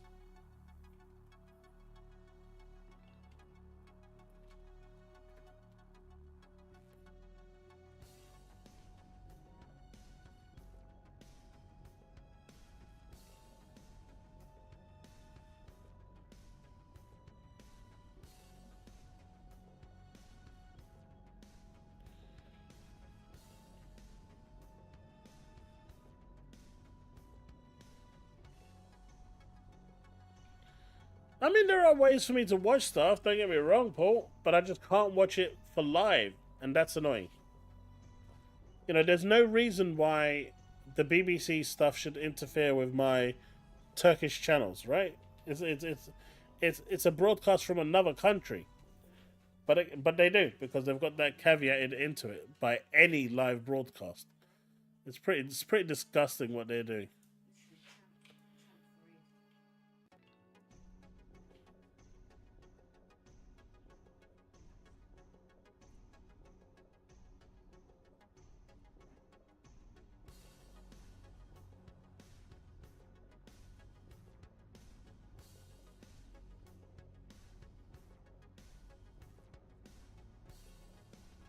I think that's going to be at the summer, the summer showcase for Video Games Live, Summer Games Fest, or someone like Xbox is going to have it in their reel and reveal it for the first time.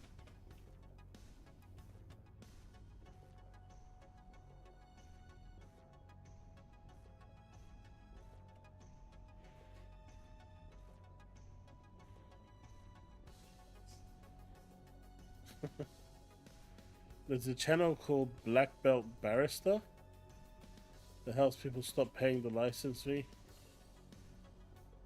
I mean, you just turn around and say you're not watching live TV and that's it. You just cancel it. And then just don't watch it. They can't actually... The myth that they could see through a signal outside of your house if you're watching it or not, that's all a myth. That's all rubbish. That's not true at all.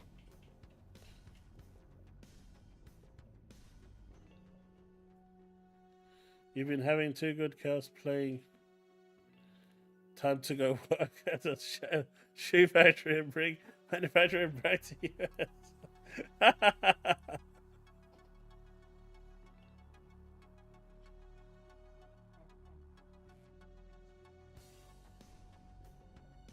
Yeah, they can't do that, Susanna.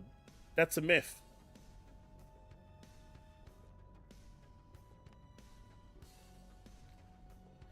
Here in the UK, it was always assumed that you saw the TV van going around and they could actually scan through the waves and see if anyone's actually watching, but they can't.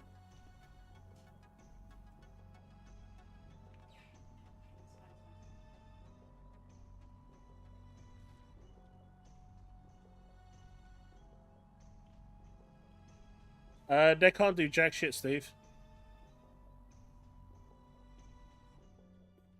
You can have an aerial plugged in, you can have whatever you want plugged in. As long as when they come to your door, and if they come to your house, and they want to do a on-the-spot check, if they flick through the channels and none of them are actually tuned in, they can't do jack shit because there is no evidence that you're watching live TV.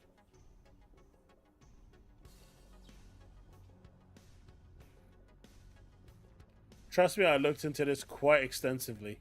They can't do anything. As long as you don't have it. Because they were watching TV. They had their window open and they were watching TV, dude. It's really that simple.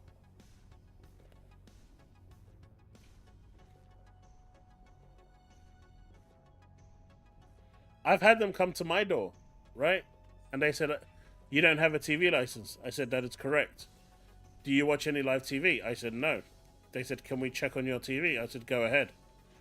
And I said, right, you don't watch any live TV. You got no channels. I said, correct. And then they said, what about Netflix? I said, what about Netflix? It's on demand. Do you watch any of that live stuff? No. Okay, well, that's okay then. And off they went.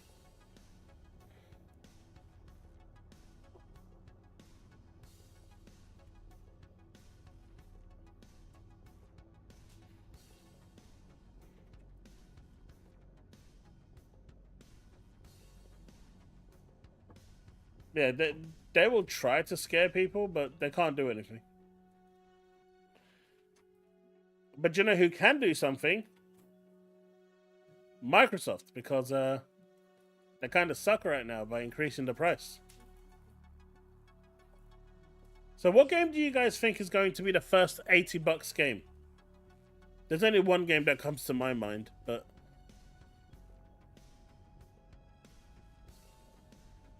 I mean, Steve, they're just gonna... It's all scaremongering. They tried to scare the living crap and, you know, they contacted my partner and really scared the shit out of her.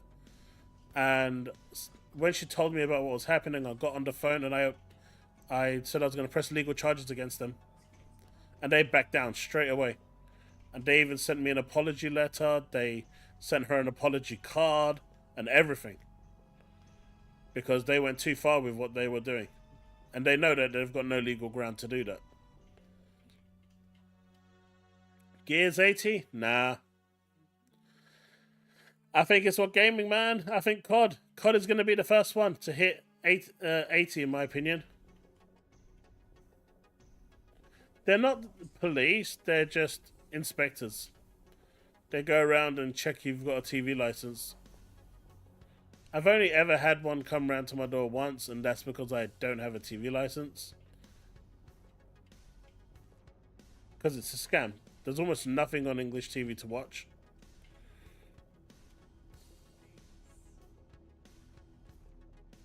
But I think it's going to be Call of Duty.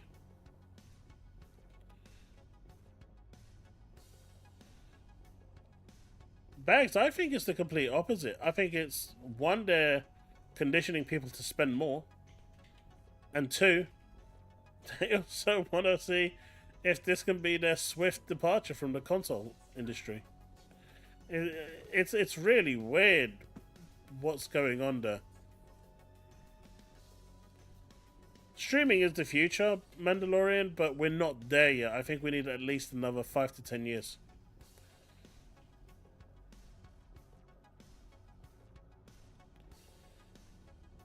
Like where I live right now, the best internet I can get is like 60 meg. And you're not streaming on that comfortably.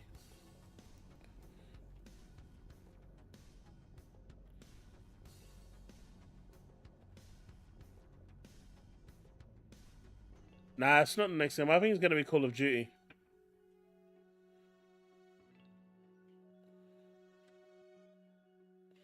I swear, Steve is definitely working for these corpo companies. At this point, I'm just going to change his name to Corpo.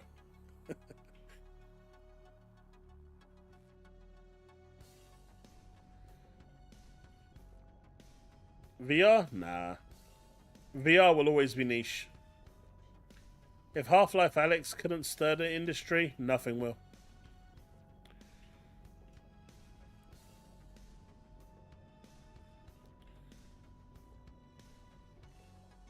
Yes, Bags, they do. But if you play on GeForce Now, you'll realize that that latency is actually really damn good. Their latency is down to like 2-3 milliseconds if you've got a good internet connection. So it's good enough.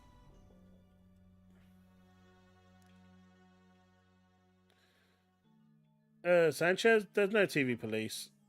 They're just talking about... They just thought we have specific police that goes around checking for TVs.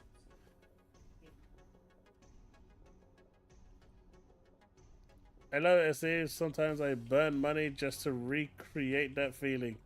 You guys have too much money to spare. Instead of burning it, throw it into a super chat or a membership. Gift some person a membership. That's what you should be doing. Don't burn that money. Unless green is, you know, you're using the color green for a different term, for a different meaning, then that's fine.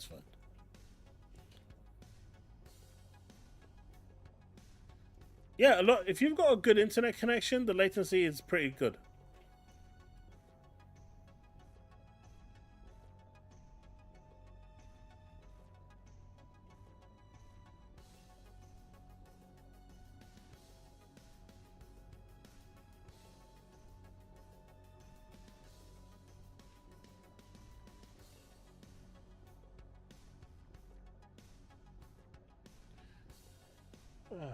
Fun fact, even local, there's still latency. Of course there is.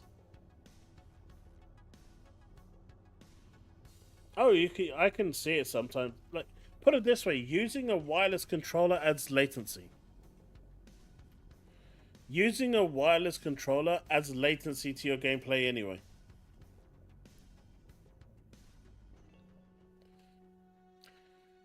I neither confirm or deny, Paul. And I'm going to stick with that, and that's that.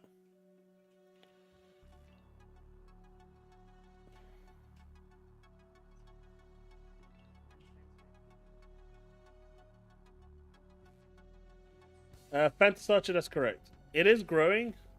I think they'd like it to grow a lot faster. But then, the countries that really could benefit from cloud gaming don't have Game Pass. You gotta wonder what they're thinking. There are certain countries out there where, you know, the cost of an Xbox is like $1,500, right? So Game Pass in those areas would be really damn cool, right? They pay a nominal fee for an online service or make it just cloud only. Right? Just a cloud only subscription in those countries, they'd make bank. But that's not how they want to make money.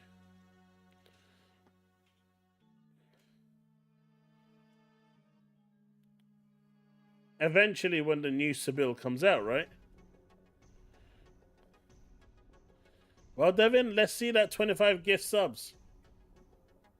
And I'll have a tricorn ready for you next stream. I'll have that hat and I'll don it for the whole show.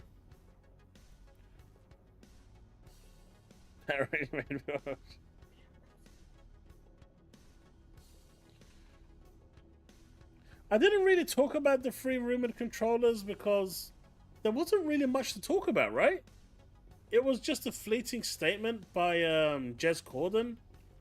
I mean, there's talk of the Elite 3 coming along. You got the Sibyl. And I don't know what the other third one was. But there's just nothing really out there to really speak about. And Microsoft's obsession with controllers is starting to get, at least for me personally, a little annoying.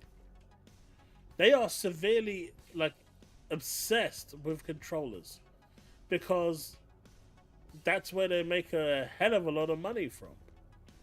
And people keep buying them. It's just, I don't know.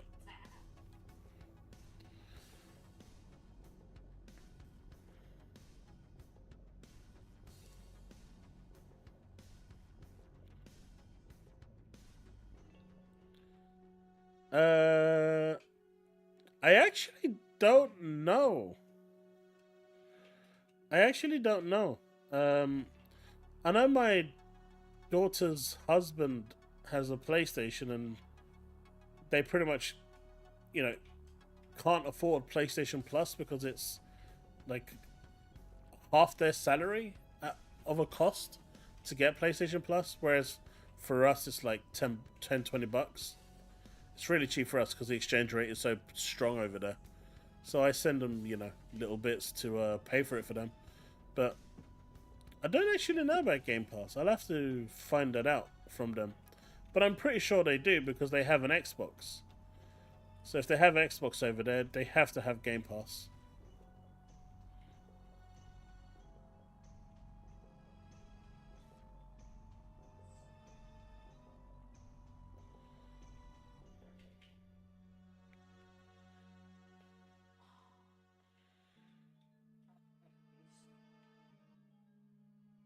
Xbox One? They've been done with the Xbox One for a while, but the problem is, right? And this is where Microsoft made a huge mistake. Well, it depends whether you call it a mistake or not. In one way, it's consumer friendly, in another way, it's a mistake. I know people that still have an Xbox One, and they exclusively play using their Xbox One next generation games through the cloud. And yes, I'm fully aware that that gives them the Series S, you know, version of the game. But they're happy to play it in that way, and they've got no reason to upgrade. None at all. Zero reason to upgrade. So Microsoft hasn't even given their own customers a reason to upgrade to the next gen consoles.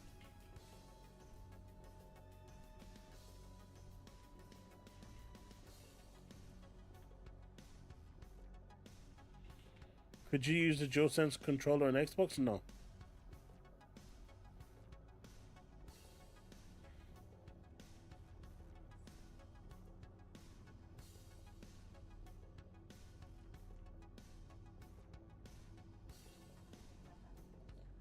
$4,000, mate.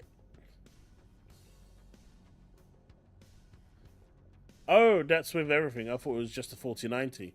Sorry. I was gonna say $4,000 just for the 4090 graphics card. Whew. But yeah, I'm not quite sure. I've been gaming for a long time.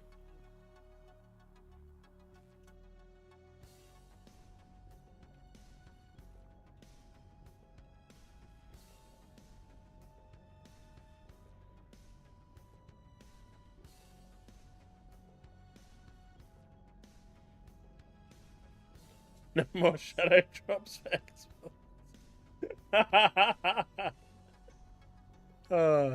Who knows, Sanchez? Who knows?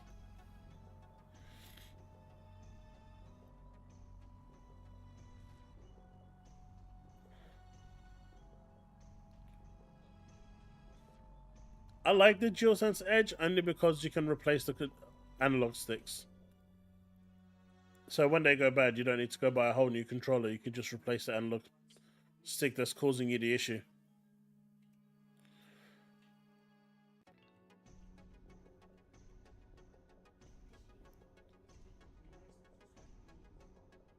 But otherwise, being realistic, how many games utilize the PS5 DualSense? You got Astro Playroom, you got Astrobot, and Returnal. The console has been out for 5 years, and only 3 games really utilize the hardware. That should tell you everything. Now, I mean proper utilize it on the level of those 3. None of them utilize it on the level of those 3. No, they don't. No, they don't, Bags. Not to the level of what you get with Astro Playroom, Astrobot, and Returnal. Go play those again and experience the controller. They utilize it to perfection. Everything else is just tacked on.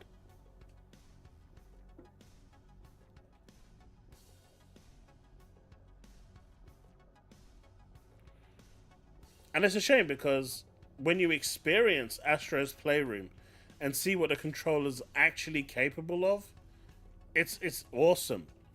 You know, and seeing Astrobot actually utilize it fully, no surprise really, was great. But even Returnal, the way they utilized it properly was really freaking cool. But other companies kind of look at that now, at least from where I'm seeing it, as an afterthought rather than something that's baked in from the core. And so you don't really get that immersion from there. Sure, you got the haptic feedback, but I'm just talking about the complete package. Because that's what makes it a game changer. And almost nothing does.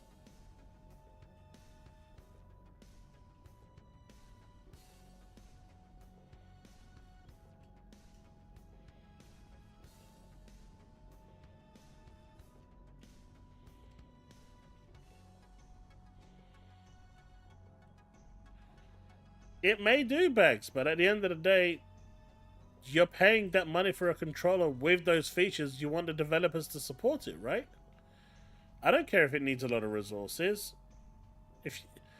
If you're having to suffer lack of battery life because of those features on a controller, then utilize it. Except the blowing one. That one's just weird.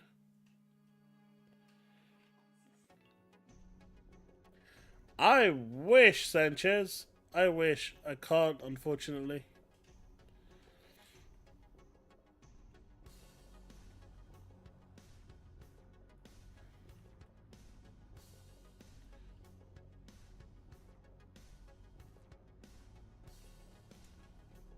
%100% agreed, Bags. 100%. But they don't.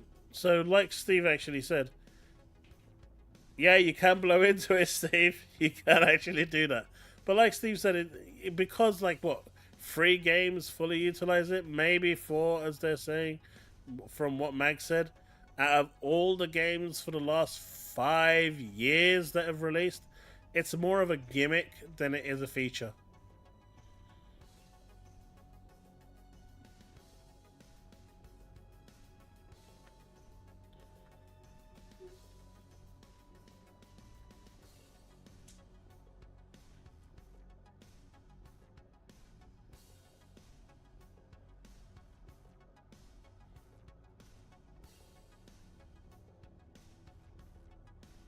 We know you do. We know you do, Devin. We know you do. We know you do. You don't have to expose yourself like that, because I'm sure people would appreciate you not, but you know what? The fact that you've decided to come out and openly admit that you do things like that, respect, man, respect.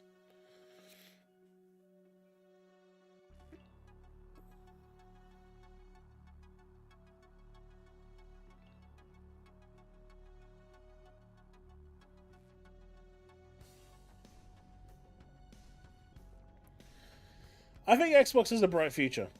Whether their branding has a bright future is another matter. But in terms of where they are right now, I think it's only going to grow. And I think their quarter 4 analysis is going to be even better than what their quarter 3 was. I think this year is just going to be so good for them. But it would be nice for them to start, giving out some numbers for Game Pass. Just to shut some people up.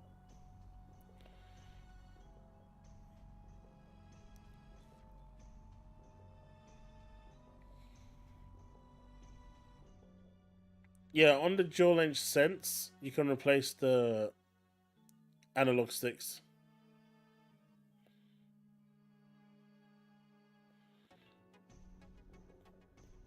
Now, we're talking about it. I mean, on the Xbox controller, yeah, you can replace them. They're not hard.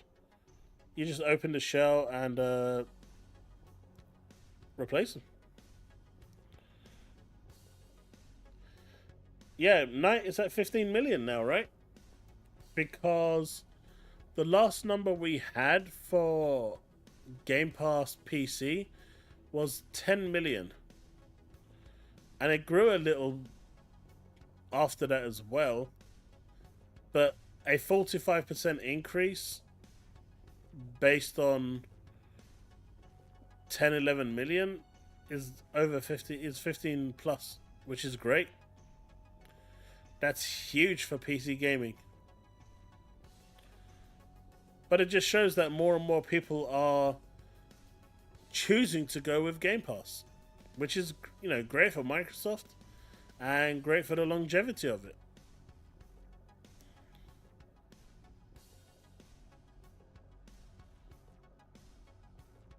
That's, you know what, Devin? Too much information, but I understand what you're saying.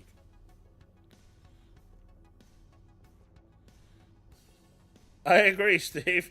I agree.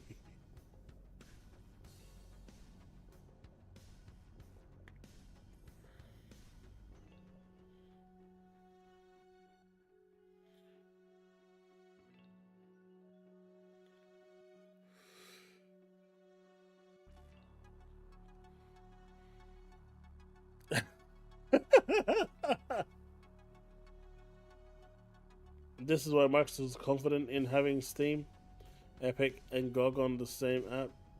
They are complementary. I agree. I agree. The good thing about having Steam on the console is that those games skipping Xbox will still be on it. And so it becomes a different ballgame.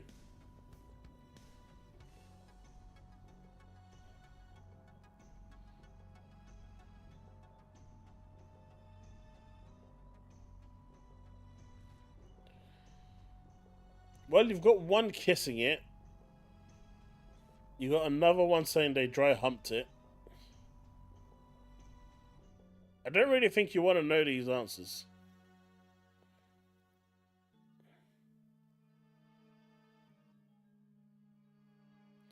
I don't have the footage, dude.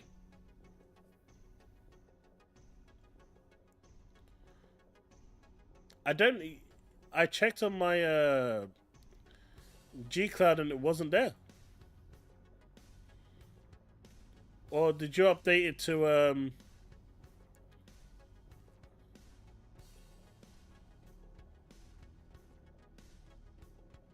Did you put it on your YouTube channel?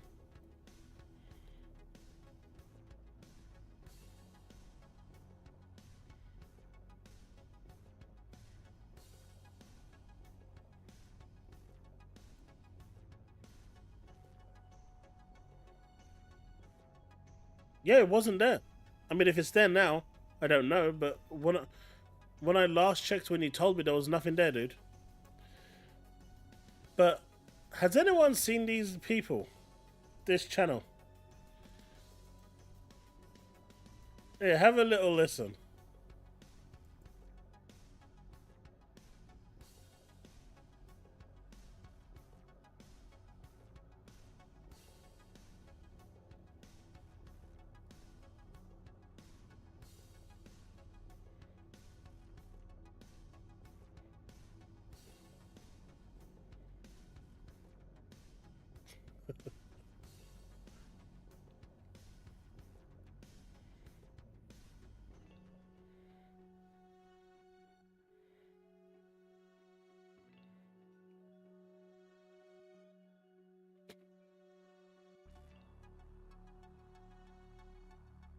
I love these guys. They're so funny.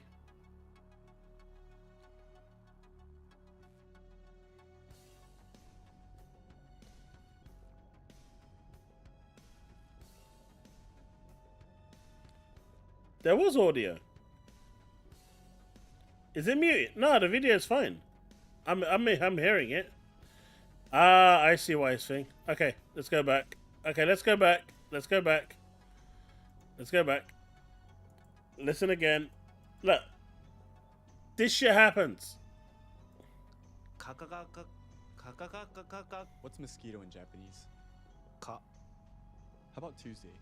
火曜日 Or ああか how about a painter? 画家 How do you say a mosquito or Tuesday or a kaka or painter or gaga? かかモスキせいぜい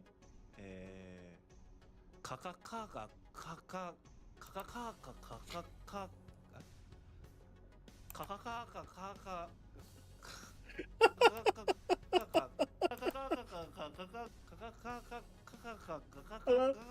This is probably one of my favorite channels. They just... Alright, let's play a game. I'm gonna show you a kanji and a katakana, and you have to tell me which one's which. Pretty easy, right? I'm Japan. Alright, first one.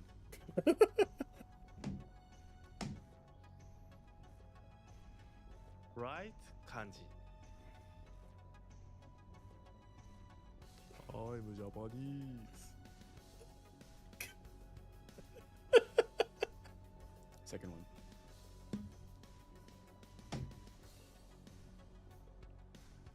The left one is Left country. 漢字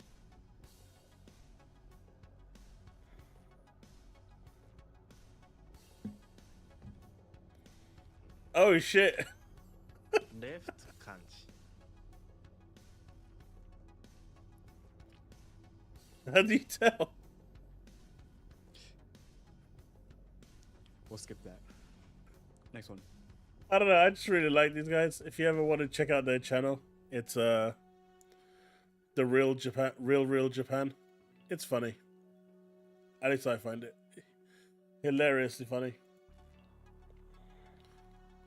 Oh, it's just something I watch every now and then. I just thought it was really funny. I thought I'd share some of the stuff that I watch in my weird and wonderful free time.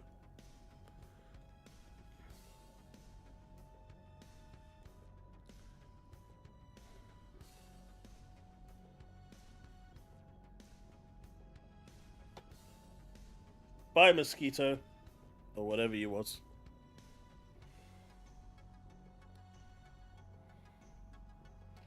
It's funny, right, Cesaro? Oh, by the way, did you guys hear about Metroid Prime Beyond? Apparently, it doesn't run in 4K. It's 1440p according to Digital Foundry. But they're not 100% sure, so it could be more than 1440p, but they believe it's 1440p being upscaled. I mean, you're not wrong, Bags, because that is exactly what Steve does. So, I can't really, I can't really say no to that.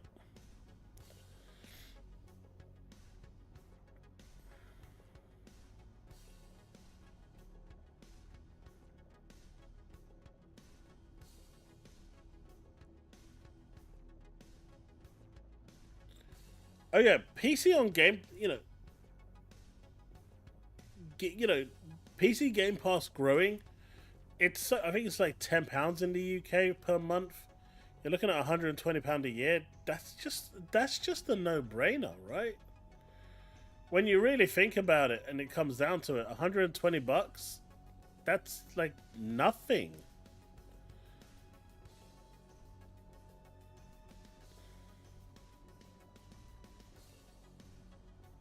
It's cause you care, right, Steve? It's cause you care. It's alright, man. It's because, he stands outside the window going, "We care." Sticking that belly out and hoping a rainbow's gonna come out.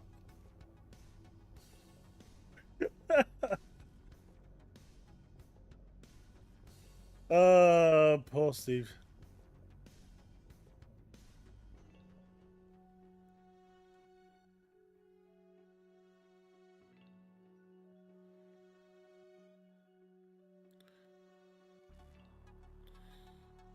Yeah, ain't no one believing that shit, Steve.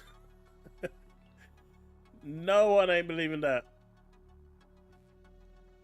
Oh, we have a Avowed update. This is nice.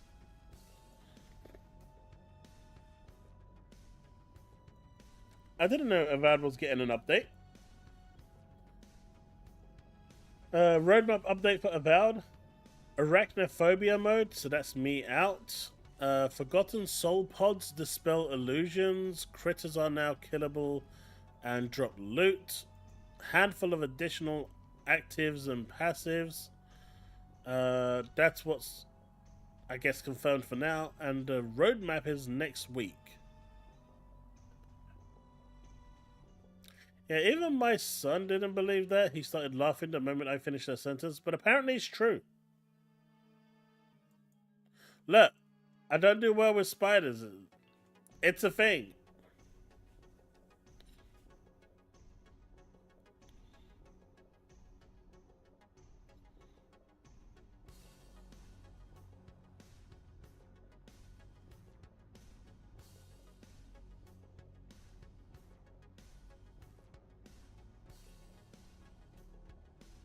It's going to be peak about.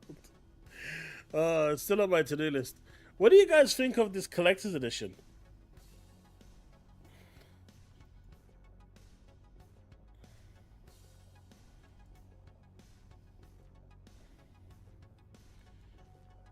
It doesn't have the full game. No, well, it does have the full game, but it's digital, not physical. Chaos watches My Little Pony? No. But I did watch She-Ra. And that modern version of She-Ra was total shit.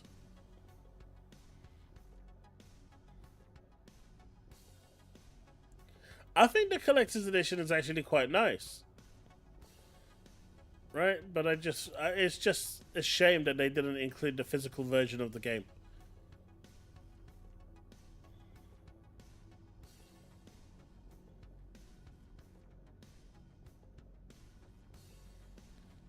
It is digital, Devin.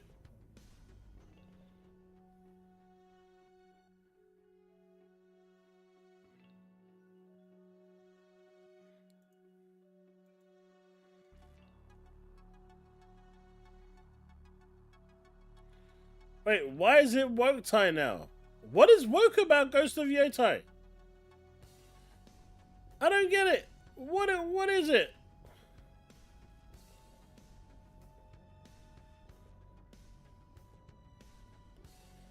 Wow, people actually believe that Half-Life 3 is going to be shown during the Summer Games Fest. People really are stupid.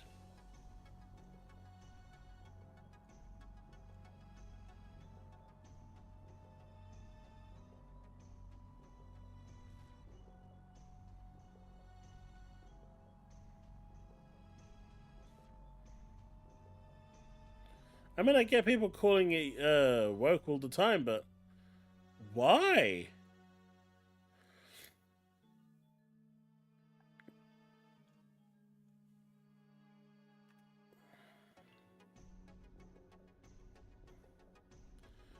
Oh no. Chat. Chat.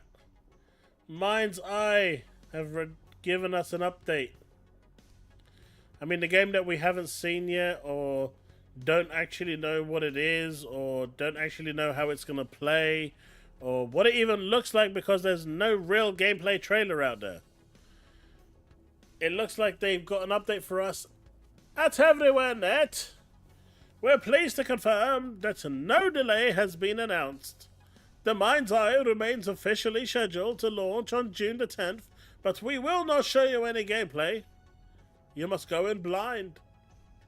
With growing excitement building across the community for something that no one really knows what it is or played or seen, it's encouraging to know that the release date remains unchanged. From what we've seen so far, Mind's Eye promises to be an ambitious and groundbreaking experience, and everything indicates that we're getting closer to stepping into its world, yet we still don't know what it is. Builder Rocket Boy continues refining and polishing the game, and we can't wait to see what surprises they have in store. As always, we'll be closely following all developments and sharing the latest updates as soon as they become available. We look forward to knowing more about the game soon, preferably before we actually have to buy it. Sincerely, Everywhere Net.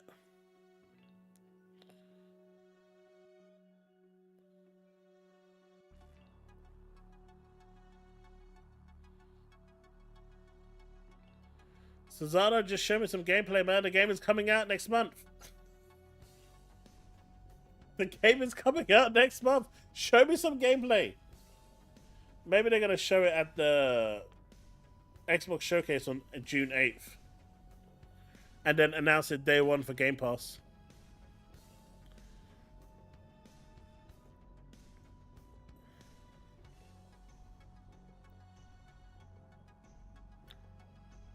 There was none the last time I looked. Just a trailer.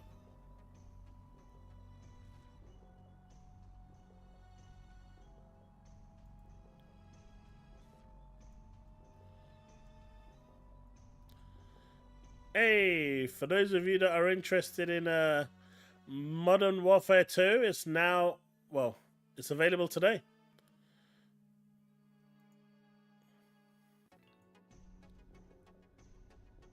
Anyone gonna dive into Modern Warfare 2? 500 gigabyte download.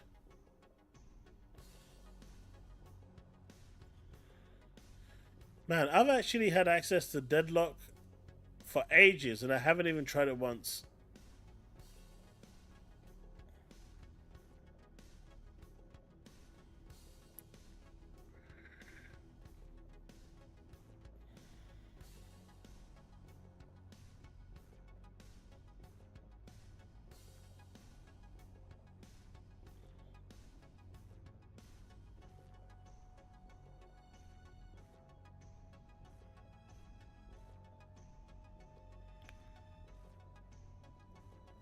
Man, those ponies are jumping at the whole Xbox price increase like crazy. Some of their takes are just flat out weird, man. Apparently, it shows that Microsoft being consumer friendly was a flat out sham. Yet Game Pass exists at the price it does.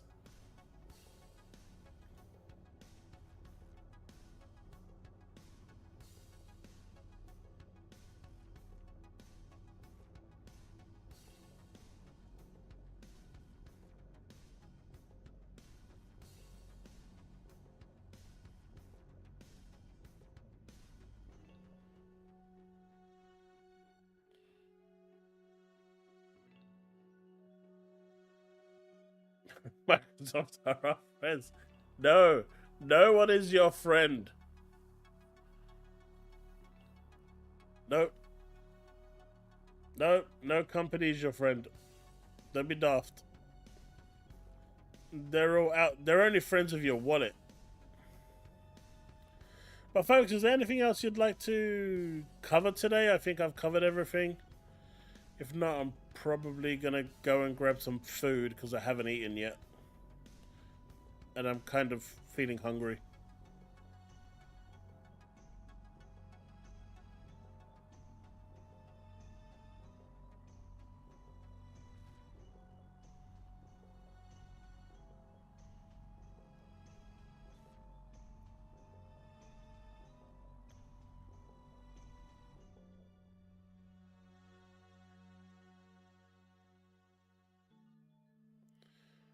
Well then, since there's not really anything else, I guess we can call it there. Again, sorry about yesterday for the stream. You know, it was really hot and I had a few things going, so I wasn't able to stream. So we've done one today. Normal service should resume Tuesday. Just as a heads up that the gaming streams are really hurting the channel at the moment. So if we're doing a gaming stream, it's going to be on Twitch. So if anyone wants to check that out, links are in the description below. But yeah, they've really hurt the algorithm and the channel for the time being. So I'm still figuring out what I'm going to do, but just as a heads up. I am not playing no Quantum Error. I tell you what, Steve, if you buy it, I'll play it. How about that? How about that? If you buy it, I'll play it.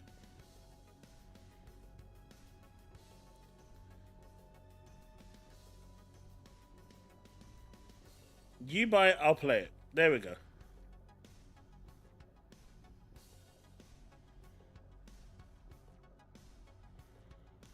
You should, Devin, because that price increase is going to send everything spiraling.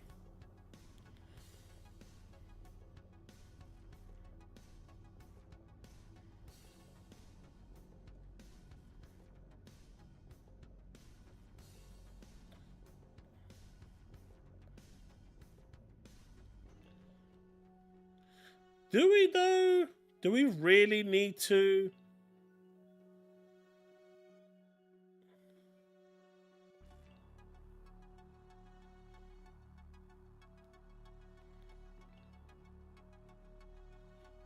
Oh, to each their own. Maybe a Talborn stream. That game came out and it kind of no one cares.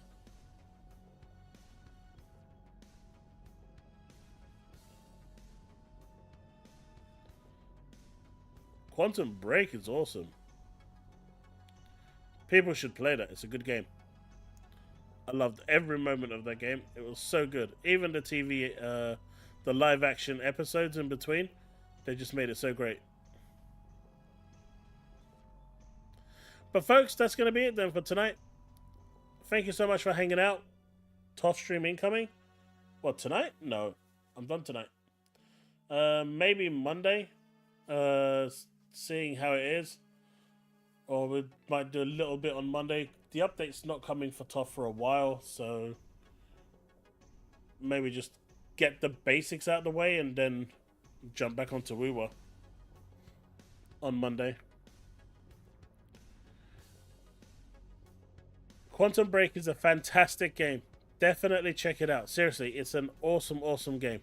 It does have live action episode. Like, when you finish a level, it breaks into a live action episode for about 20 minutes, but it kind of fills in the gap between what's happening at the end of the episode and change it to the next, sorry, at the end of the level, and then change it to the next level.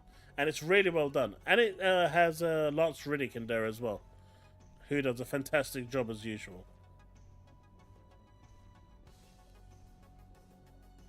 Tonight, man, you're going all out, pulling an all-nighter. Mate, right now, I'm looking at my arm and it looks really tasty. I haven't got access to Marathon, Sanchez. If I did, I'll check it out for you guys. But I don't.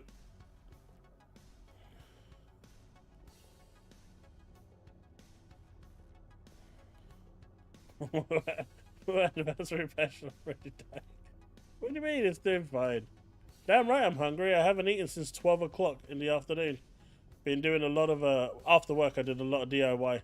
So, I'm going to go munch and eat, and I'm going to catch you guys later. What's that, Steve? I can't hear you. What? I know, it's everything's scrambling. I can't even read the text anymore. Oh no, look, the stream is ending. Bye. Have a good one, folks. Take it easy. Thanks so much for stopping by. Don't forget to like and subscribe, and I'll see you guys next time. Peace out, folks.